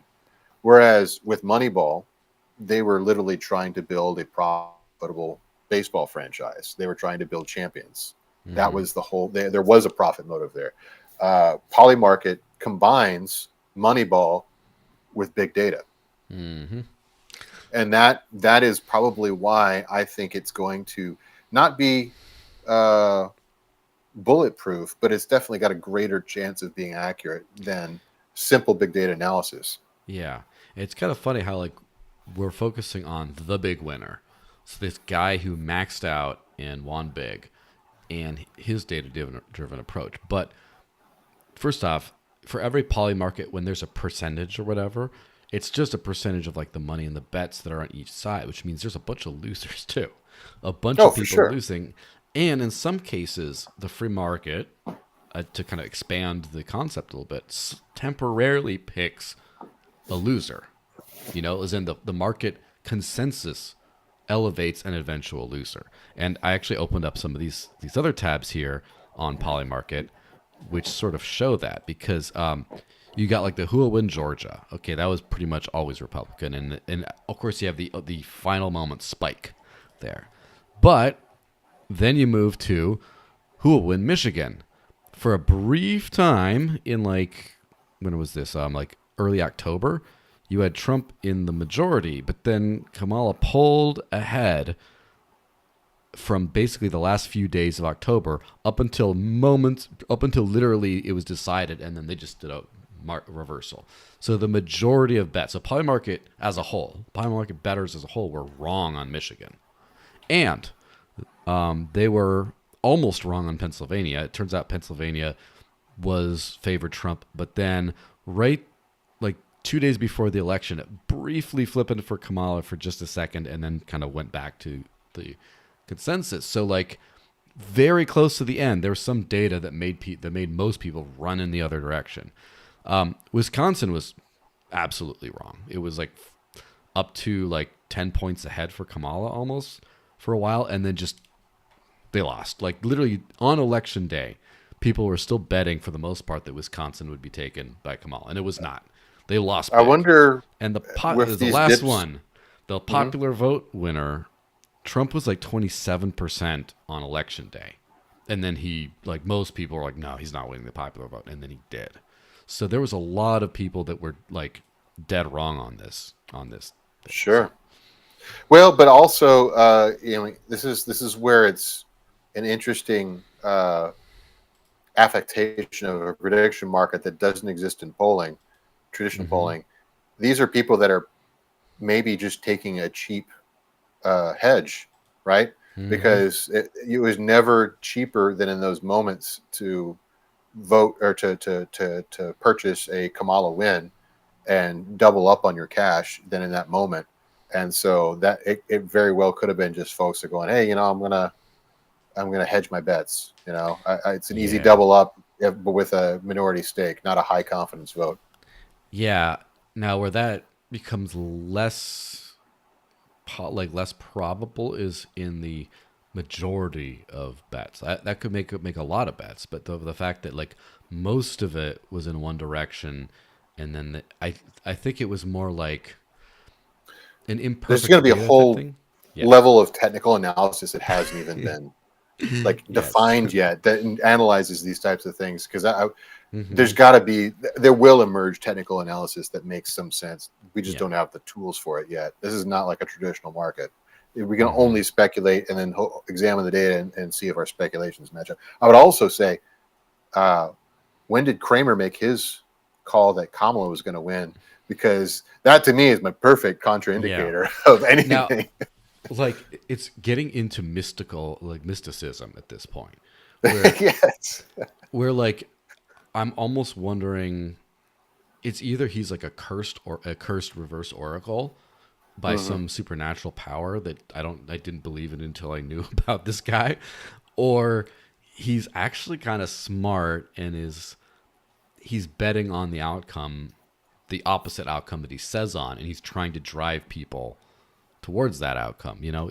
I would say that, but that's how other CNBC anchors have gotten SEC violations. Like they've gotten in legit criminal trouble for doing that. So it would make sense that that's what he's doing. But like that, I don't know if he's silly enough to do that. It's a pretty risky maneuver. Yeah, or maybe maybe the market is saturated for people like Peter Schiff, or like I was right about the 2008 crisis, like maybe the market is saturated for that, and so he wants to be that, but He wants to be the he contraindicator. reverse psychology got himself, because now everyone pays attention to what he says. Anytime he posts something, people retweet the crap out of it. Yeah. He got what he wanted, it just in a different way. Of course, I don't think we'll Yeah. ever know. I think maybe he just like is a sign of like the establishment, and it just happens to be like grossly inaccurate because he's on that side of things. I did see people, a lot of pundits on the left, with completely delusional win predictions. And I remember in the last couple of days before the election, I was relentlessly like jumping on their posts saying like, you can bet on it, go to Kalshi.app and bet on it. You should bet, if you believe in this, you should bet on it, because I was not confident on who was going to win necessarily. I had a good guess. Things went to the way my vibes were giving me, although my head made me a little bit more conservative in my prediction. I thought it was going to be a more narrow win, but the vibes were definitely what turned out happening. But like I definitely was confident enough that this Kamal blowout would never happen, and I wanted people who believe that to bet on it, or at least admit that they weren't going to bet on it, because they didn't believe it. So that was kind of funny the last couple of days. Yeah. I was like our French guy here. In the absence of compelling data, I was not in a position to make a strong bet. One, I know the outcome that I nominally preferred. Obviously, which is the one that occurred. Mm-hmm. I wanted crypto to be in a safer place, and I felt like there's an obvious choice that was going to make that a safer place. But I had no confidence, mostly because I'm not a politics nerd anymore. Like I don't Mm. follow polls and stuff or anything. I'm not looking for that data. But like I had no confidence that one side was going to win over another, because I've been in social media since social media was a word, and I know that I've finally curated the bubbles that I'm in, and I don't get any information that's from people with a ton of differing interests from me. So I know that whatever bubble I'm in is the reality that's going to present itself, and I can't count that to be the actual reality. Yeah, the thing. Goes back to like the whole like alt season is never coming kind of thing. Mhm. With someone should make a dramatic movie called The Last Alt Season. I think that would be pretty In a good. world. It's like 2021. That was the last alt season. Right. And style as an ALT as ZN. All the last Hmm. alt season. Some like lonely samurai looking dude or whatever with a green candle in his hand or instead of a sword. I'm sure there could be so many fun ways of doing that. But the point is, Right. my previous career was in like public policy, like the think tank world. And then briefly, I was in like grassroots type politics, like with some of the very first Tea Parties in Arizona back in 2009, and then some stuff locally in New Hampshire. And I still have like a lot of friends, like very good friends. So I'm kind of like by osmosis still have a foot in that world, even though I'm just focused on the crypto stuff.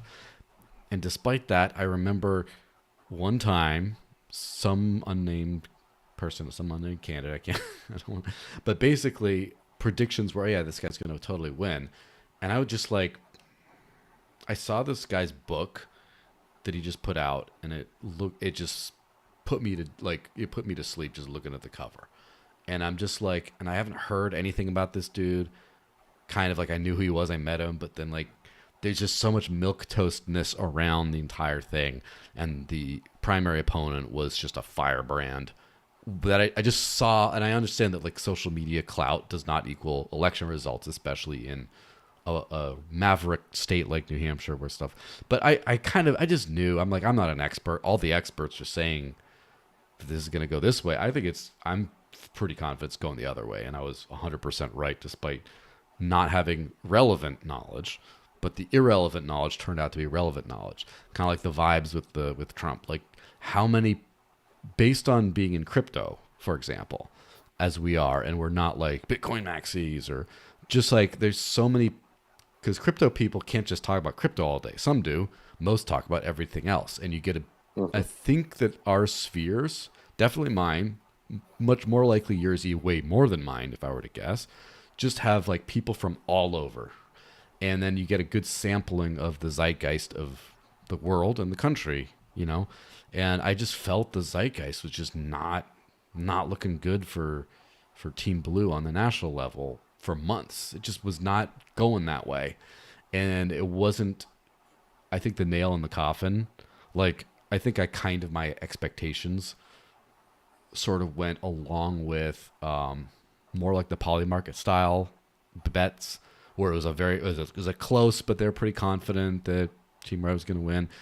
The blowout was the Elon blowout, because not just the celebrity element of it, but then in the podcasting and all that, but the actual on the ground like voter turnout stuff, and as someone who's knocked on thousands of doors for GOTV and on things like that, like I saw what he's doing. I'm like, no, Team Red people don't do this. Like this is something new. This is going to be a big factor. But I was still too conservative, and it just, you see all these random data points that like kind of piece together, and then but Yeah. imagine, but you don't bet millions and millions of dollars on No. that. You want to put data, be like hard data, not this soft data I'm talking about here. You want to put the hard data before you're going to fork over that kind of money, unless you're a degen.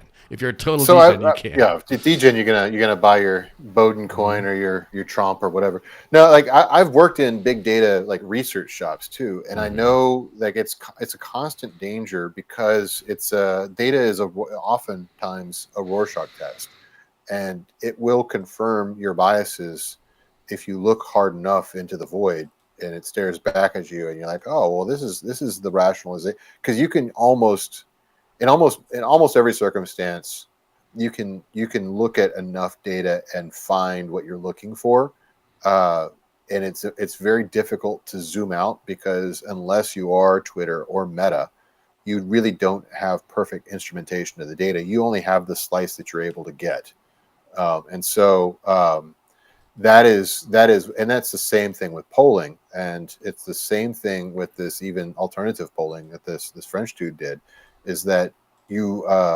really, the trick in any data science is to not, it's almost a misnomer to call it data science, to be quite honest, because while data science is replicable in under many definitions of experimentation, it's only replicable whenever you're working off of the same data set.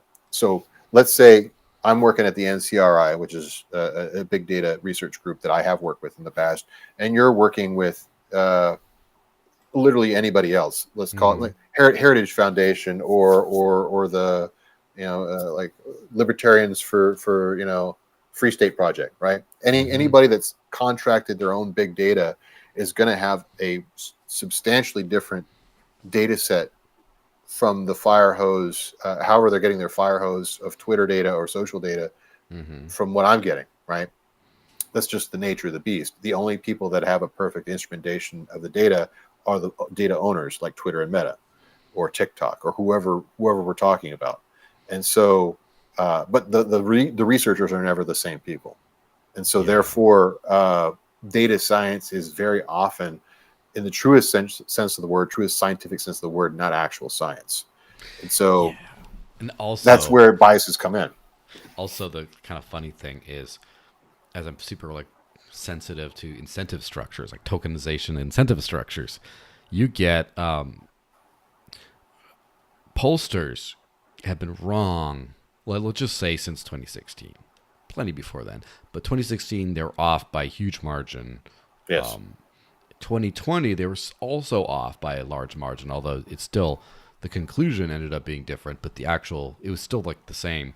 And then this time it's like, okay, they're much more conservative and they're more accounting for Trump, all this kind of stuff. And then to the point where leftist pundits were saying like, I don't trust the polls at all because they're so like out of whack for being scared of this.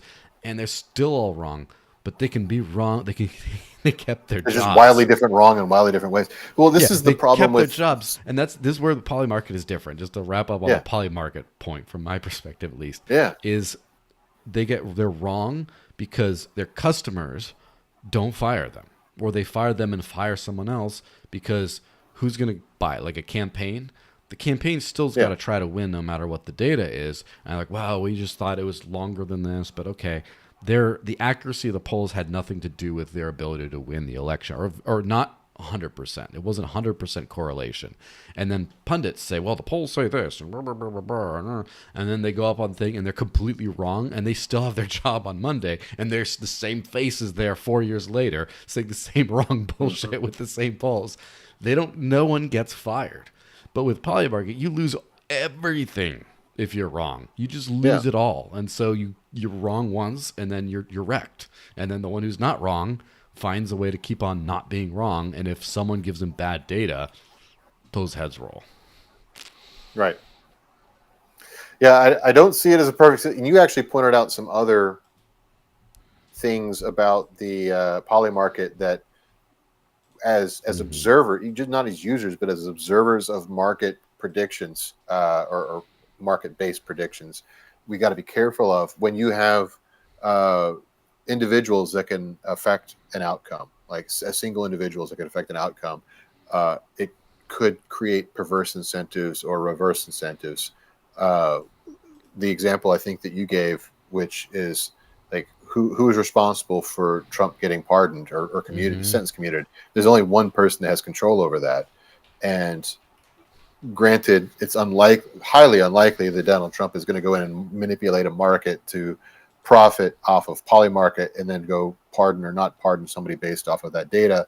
However, like he very well could, and that's an example of a situation where you could almost use a market as a bond for a certain action or a reverse bond and manipulate stuff. We got to be careful about the type of trust that we put in these markets. They're not infallible. They're potentially very accurate for a subset of type of prediction, but not universally so. Yeah, things get weird. Things are weird. Yeah, let's just say that. Well, let's hit on Roger because, of course. Yeah, no, that's big. So Aaron Day, friend of mine, said he posted this article in the Brownstone Institute where he works. He says, Roger Ver faces 109 years in prison for following legal advice. Government is weaponizing attorney-client privilege to silence him, a chilling precedent that threatens every American's right to seek counsel. And the article goes, much more into this. But basically, Roger Ver, for people who don't know, good friend of the podcast, great guy, is currently the U.S. government seeks to extradite him from Spain and put him in prison for 109 years for some sort of failure to pay all the taxes he might have owed after he renounced his citizenship, like well over 10 years, as far as I remember. And yeah, it just, according to what I've heard, of course, I don't know everything about Roger's personal dealings, but as far as I know, he paid every single ounce of tax he thought he owed and then left. And because of some Bitcoin that because some tax status regarding that, they just went after him in a big way. And it seems like this is not make an example of a whale that you got to pay. This seems like it's a Ross Ulbricht style, like we got to stamp this out. And so, yeah, I don't think under I wouldn't say nominally under a Trump administration, because this definitely could have happened nominally under a Trump administration, and there were parts of it that were ongoing while he's still in office. I think in 2017, in fact, they raided his his lawyers' offices, and that would have been right at the beginning of the Trump administration, right? But like, if this kind of thing is brought to the attention and of a Trump administration, especially this Trump administration upcoming, I don't think it would happen. But it's definitely, yeah, I don't know. It's definitely no good. And what do you think? Somebody needs to get in Barron's ear about Roger. I mean, that's really the shortcut from what we've learned today. Yeah. There's so many memes about, like, him just like next to his dad being like, "Father, get on this podcast. Trust me." It's just like, yeah, Father, pardon, or completely call off the Roger Ver investigation or whatever you want to call it. I mean, that would be huge. I will say this. So the first number that the government throws out is not the number that is anyway going to make it through the end. So here's two. In such a dark, cynical way, it's like haggling with an Egyptian street merchant, Oh. Right. So I'll give a few examples here. So in my case, so again, my entire crime was I didn't file precisely 3 pieces of paper: 1 registration and 2 transaction reports. That was the entire thing that sent me to prison, and nothing else. However, when they originally came at me, they were charging me with, or they didn't charge me, they were threatening to charge me with a conspiracy charge and 3 types of fraud, like just basically every type of fraud there's a federal statute for. And then also the paperwork charge. Like there's all, like, it was in the target letter. It's on my Twitter account if someone wants to dig into it. But all of that together would have been stacked sentences, not concurrent, would have been 30, 60, 90, like over 100 years for not just me, but also my wife, because she was on my checking account. So it would have been a combined total of about 200 years in prison had they stacked the charges the way they originally talked about doing it. And they get, oh, but if you sign this deal, you'll only be in jail for 3 years. Like, well, I think I'll take the deal. But that's probably the opening salvo here. There was another guy, just to give a second example of how this works in the world of crypto. There was a guy who was very clearly a bad actor in the Dallas blockchain ecosystem by the name of Jared Rice, who was trying to get something called a Rise Bank. It was at the time the largest ICO ever attempted, $100 million they were attempting to raise. I think they got a third of the way there or something like that. Literally every state's SEC filed state charges against him, criminal charges and civil charges. He was looking at something like 110 years. I think he's out now. So that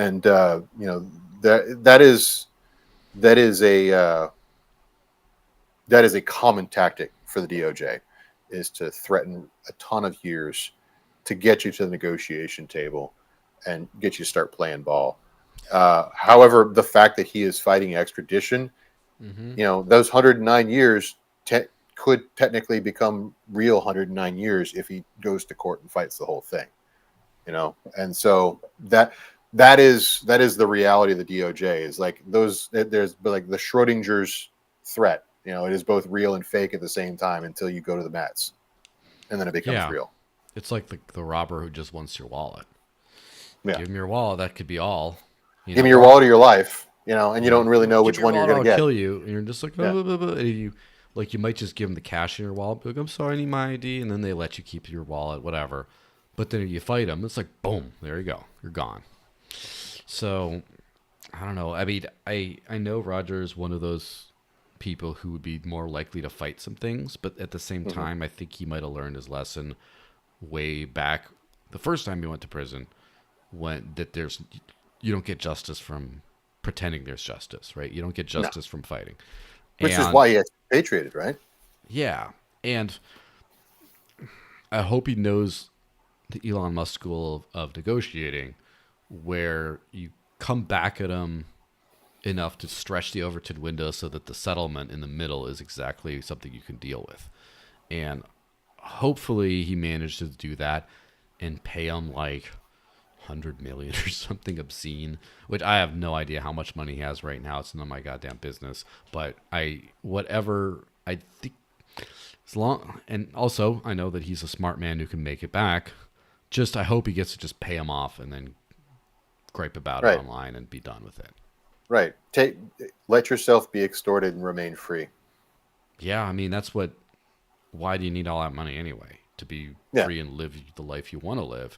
And if you lose that, then the money's worthless. So, you know, I really hope, you know, I wish I could do more about this, right? We're all kind of doing our best, but part of it is just like, maybe I have to just find a way, find out like, you know, just like how like Elon Musk supposedly a top 10 Diablo player in the world, which is absolutely insane to me because I know the time commitment that kind of thing takes. But Hmm. like, what does Baron Trump play? Like, can we like do an organized campaign to get into whatever like chat room that he's in on whatever game he plays and just say like, Bitcoin Jesus, Let's how'd you talk to Martin. bear? Martin's got to know. Someone send this to Martin. Yeah, I'll DM him. yeah, definitely do that because we need to get in his ear about Roger for sure. Lightning round. I don't know if you saw any of this Luke Parker post that I sent. It was a thread, and I didn't see it when it was new. I checked it out for the show. yeah. So Luke Parker, Kayaba Nerve, as he goes by on X, he's a fellow that I know loosely. I met him in person. He's on the show as well. Who he's like a Monero, largely a Monero person slash developer, but not like a maxi, and does a lot in the privacy space. Where I learned about him is he's developing Sarai Dex, which is sort of the Thorchain fork that will support Monero. And so, that's cool stuff. He did this big thread about Thorchain removed their bug bounty program, or they removed it from Immunify, which was the bug bounty platform that kind of did it, and they're doing their own kind of in-house bug bounty. And so Yeah. for people who want to read through the thread, basically it seems like he found a critical vulnerability in Thorchain, and they being I don't know whoever manages this kind of jerked him around a little bit, saying like, it's not that critical. Take this small payout. He's like, I want like the 230 grand or whatever that you should get. Immunify sort of arbitrated this thing and said, yeah, he should probably get this. And then they kind of said, well, no, we're not going to do that. How about the smaller amount? And then they're like, okay, well, we're going to not use Immunify anymore, which has arbitration and all this kind of stuff. And we're just going to do it ourselves and basically just decide what bounties we give out as opposed to Hmm. this other thing. That seems to be where it's at now. And we only hear one side of the story from someone who's proven to be very, like, a lot of technical people are very honest. They're just very like Yeah. that. And in particular, Luke himself, despite being a very strong Monero person, has been very fair and honest about, with like Zcash and stuff and like other actors that have friction with the Monero community, right? He's been one of the most straightforward people in that regard, where he will not hesitate to criticize bad behavior from people who are much closer to him than others. And so I tend to believe he's a very honest person, and so I tend to Right. believe his He's not side. just showing bags. Yes, I tend to believe he's one of the more honest people I've encountered in the space who like doesn't really cover for other people. But what's your take on the situation from what you could tell? I mean, yeah, like I don't know a lot of the politics around it, but it does. I mean, we use Immunify at Threshold, and I think there's another bug bounty system that exists, and they all kind of work similarly. You put up a bond, and then they arbitrate if there's some sort of disagreement between. But they're generally like an open, like an even-handed arbitration. It's not in favor. It's not they don't have a track record of being in favor of one side or the other. They're actually there to do their job. It's not like some sort of like weird shill organization with no reputation. They're legit. And Mm-hmm. so like everything that is in this thread seems to jive with what I understand with how these bug bounties work with in general, as well as Munify. I don't have any reason to disbelieve what Luke is saying. I think it is bad behavior. I would Mm-hmm. like to explore uh, if I had seen the story when it was brand new, and whenever well, it's still fairly brand new. It's like 5 hours old, so uh, Yeah, we it's like, could probably explore this through our folks that we know in Thorchain. I mean, we both know folks in that ecosystem. yeah, I'd like to hear their response to this. Um, yeah. I'm guessing a lot of this is gonna just play out on X anyway. Like we're gonna start to see yeah. people answering, but like, I'll give my two. You know, as always, it gets complicated when we know a lot of people in the space. And obviously, I know Luke, but I also know. Would say I know the Thorchain people maybe better than him as far as like I know Mhm. some people on Nine Realms who are good people, and Thorchain's and I also know JP, the Thorchain founder, and he seems like a cool dude. Very little wild, but like a cool dude. And the thing is, first of all, Thorchain, how it works from a structure standpoint, not the technology, but the organization around Thorchain is opaque to me. I don't quite understand it. There was the Thorchain core devs, and then they had this planned like obsolescence to transition away and hand it over to Nine Realms, which does a lot of this stuff. But there's still Nine Realms, not only Nine Realms, and then there's a Thorchain bug banning program, and who decides?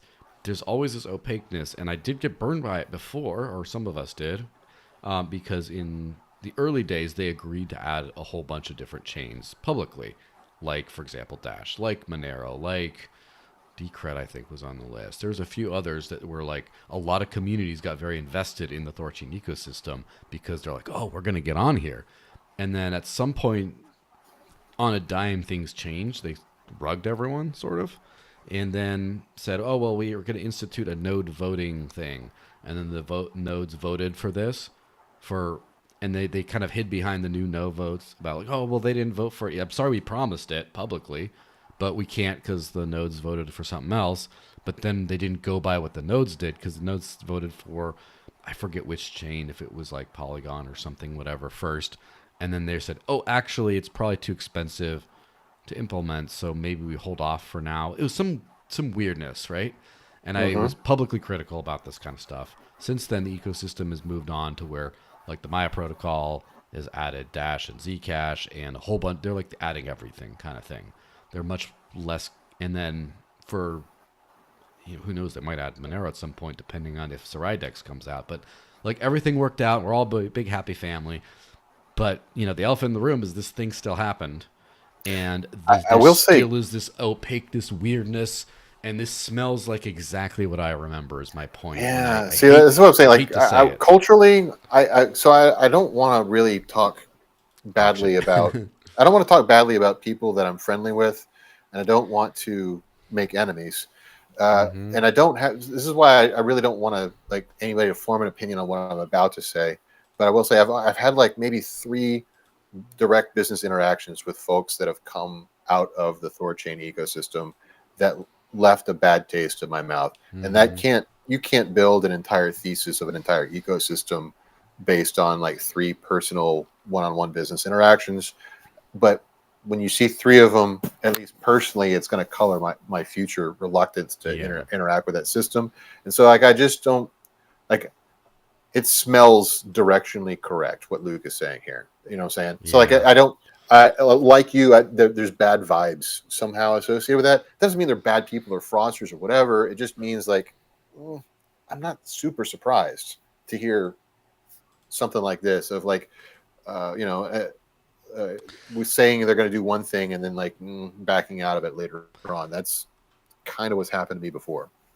Yeah. It's like it's in based on who I know and who I work with and stuff. First of all, my experience on a personal one-on-one basis is the opposite of yours. Every single Thorchain ecosystem person, including Shapeshift, etc., and other things that are tangentially related. In the Nine Realms people I've actually known. Everyone I've had a one-on-one conversation with, either in the meet space or online, has gone really well, and I like those people. But Hmm. but the vibe remains that Right. someone calling some shots has been a little funny in Yeah. that way, and it really does not benefit me to be saying this because and I have to say I'm much closer to all the Thorchain ecosystem people than the Monero, Sarai, and Luke ecosystem. So it's in my interest to throw them under the bus. But I So felt like this is why the people need to tune in to the end of your show, is because there's always like some tea that comes it's out, always some like all the way alpha. right by the end. You know, we're really talking out of Yes. school here today. Yeah, no, Well, I like totally get you. I actually scheduled a quote tweet on this for like Yeah. 15 minutes from now. Like whatever I thought the show would be over, probably, to just Mhm. put my thing on there just because I don't want to be the guy who's just like turns a blind eye to injustice because it benefits me. And I don't Right. know if this is injustice, but it does deserve enough attention. And, we got maybe like 4 people watching right now who will actually see this part of the show. But that's Sure. why I wanted to have like a post too, just to like make sure it's like covered. So it's not like, because, yeah, I think that I've ranted about this before. I don't remember if it was on one of these shows, so you'll forgive me if it was. But in all my business dealings, there's a certain kind of like stinginess attitude where when you're making a business relationship with someone, you can't always quantify down to nickels and dimes what your benefit is from this relationship versus your cost. And a lot of, just like with the election, who's going to win, the vibes you get a vibe of, is this a good relationship or not? But more importantly, you want to keep everyone happy as long as it doesn't cost you extra. And sometimes Hmm. you don't want to like bend over backwards to try and make everyone happy if it does cost you. But like there's a certain, I've interacted with some companies and things that just don't want to do anything, like the smallest thing, like integrate this feature, do this, like, oh yeah, I won't go on a space with you together. I won't do this. I won't retweet this. They won't do anything because it's like, well, is that enough on our priority list? It's just like that stingy relationship, that extremely transactional, is not good. And Hmm. on that, I kind of gave a little bit of a vibe from, again, those unseen elements of the Thorchain ecosystem. Again, most of them are great. There's something in there that has that vibe to it. And the opposite of that vibe is the Maya protocol folks, who are just all about, yes, let's work together. Yes, let's do things together. Yes, let's integrate. Yes, let's grow together. And they want you to help back, but in a very non nickel and dimey way. It's just like, Sure. let's be friends and grow together. We'll be friends. Anyone who wants to help us out, we'll help you out. Maybe the bigger friends, the more profitable friends get the attention first, but like everyone is still, the answer is just yes. Unless there's really compelling reason for no, the answer is yes.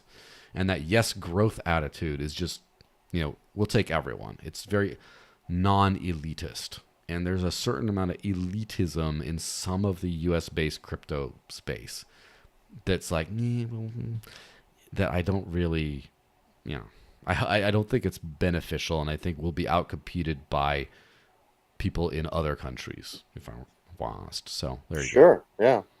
Yeah. No, that's a whole other topic we go down. But I'll just say, Hour just three. short. Yeah. Yeah. Just because we're at the end of the show, I'm going to Yeah. say I agree. So yeah, absolutely. Yeah. So now shill your thing. What are we going to shill today? We didn't manage to hit on the PKs of the cloud thing, but I figure. Oh yeah. Well, I mean that's a 30-second story if you All want right, me to say go yeah, for it like while I'll throw it so up on the screen then. a bunch of FBI and DOJ law enforcement email addresses were compromised. The Mm-hmm. FBI issued a warning to cloud providers that says don't respond to warrantless wiretap requests from these compromised email addresses, which tells me that these things are being traded on the dark web, just like any other compromised identities. And without a doubt, there's people already trying to get access to crypto users' cloud accounts in search of private keys and mnemonics. So take this as a stark warning.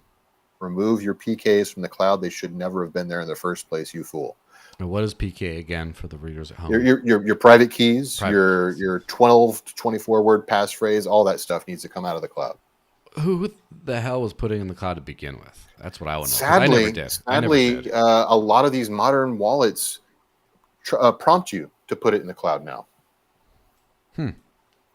Interesting. So like in a completely encrypted way. So therefore, it's like, Well, they assume you've got two-factor authentication on your iCloud account, which was going to protect it from any kind of brute force attack. But if someone social engineers a warrantless wiretap request for your cloud access, they're going to get that data through the quote Yeah. unquote legal way. Yeah. And so I'm at this weird juncture where I don't code, and I would still consider myself a non-technical person, but I've been deep into technology enough that I have just enough knowledge to be like paranoid about this stuff, and just enough lack of knowledge to be even more paranoid because I don't know how paranoid I need to be. So like Mm. I don't, like I'm not gonna explain my backup practices, but I've never been hacked, and I'm very paranoid about like how I can and can't share which keys to what, or keys that I do publicly share. I'm Mm-hmm. like, I don't care if it gets compromised, kind of thing. So just very like eesh, on that stuff. I cannot imagine, like people say, and has something a lot to do with the like mass adoption is not coming until this gets easier, because a lot of people don't understand exactly how you should back up your private keys, Right. and it's like the safest newbie level thing is write it down with a pencil on or a pen on like physical paper, and then store that somewhere very safe that won't get in a house fire and get burned. And Right. that's kind of like the best you could tell an idiot, because then it's like, nah, just like take it. Like I've seen people like set up a wallet and all right, and then they take a screenshot of the seed phrase. I'm like, okay, uninstall. We're gonna try again. Like right away, I have to tell them that. Or then people are Yeah. like, no, no, no. Well, see, I have mine in my Dropbox, but it's all encrypted in this way and blah blah blah and this and like my gut. I don't have the in-depth knowledge enough to know that's a terrible idea, but my gut says it's a terrible idea. So I'm like, Yeah. Well, no, don't like, doesn't anybody remember the fappening? Like that yeah, big oh major yeah, cloud attack where everybody's private pictures of them undressed got leaked. private keys, if Like you know what I if you, mean. yeah, if your underwear selfies got leaked, don't you think your private keys might also get leaked in the same way? Yeah, it's a bad idea. Don't do it. Yeah, and same thing with like web wallets. Like I have used web interfaces and stuff, I do, but like my knowledge of how that gets leaked, how things happen, like I will never. For me, it's just like mobile or desktop client, and that's it. Like for crypto, like I'm not going to, if there's anything in an extension that's got to be something minor. Like I don't. Anyway, at this point, just a little bit of a ramble, but that's the point. Is like, wow, don't get Yeah, wrecked. Try not to get wrecked. So, yeah, Shill o'clock. Let's hit. I'm gonna just put up your X on the screen. You know. yes. So I am a big advocate because I'm paid to be of TBTC, Mm-hmm. but I also honestly believe in its in the technology behind it. It is the first trust minimized, truly decentralized Bitcoin derivative on the Ethereum network. Also, the technology powers a lot of other L2 based versions of TBTC for other networks. So it's worth investigation if you want to trade Bitcoin and DeFi. It was worth investigating switching over from wrap Bitcoin to TBTC. Yeah. WBTC.party is the best website to get orange pilled or purple pilled or whatever. Our color is purple, so get purple pilled on our Bitcoin. And then just follow my Twitter. I'm going on another. I've got another marathon Twitter Spaces today with Ani from NFT Rebels that just so happened to come. Both contact me at the same time. So Hmm. uh, if this was fun, you can come hang out and we'll continue the party over there. Yeah, for sure. Yeah, good stuff. Well, everyone, thanks for watching. Have a great weekend. Don't get wrecked. Uh, Don't. Remember to don't trust politicians, but please let's free Ross. And everything's spying on you. Everything's a scam. Just don't trust, verify. Can we learn that at least? So, Yes, everything that Joel just said. yeah. All right. Have a good weekend, guys. Bye bye.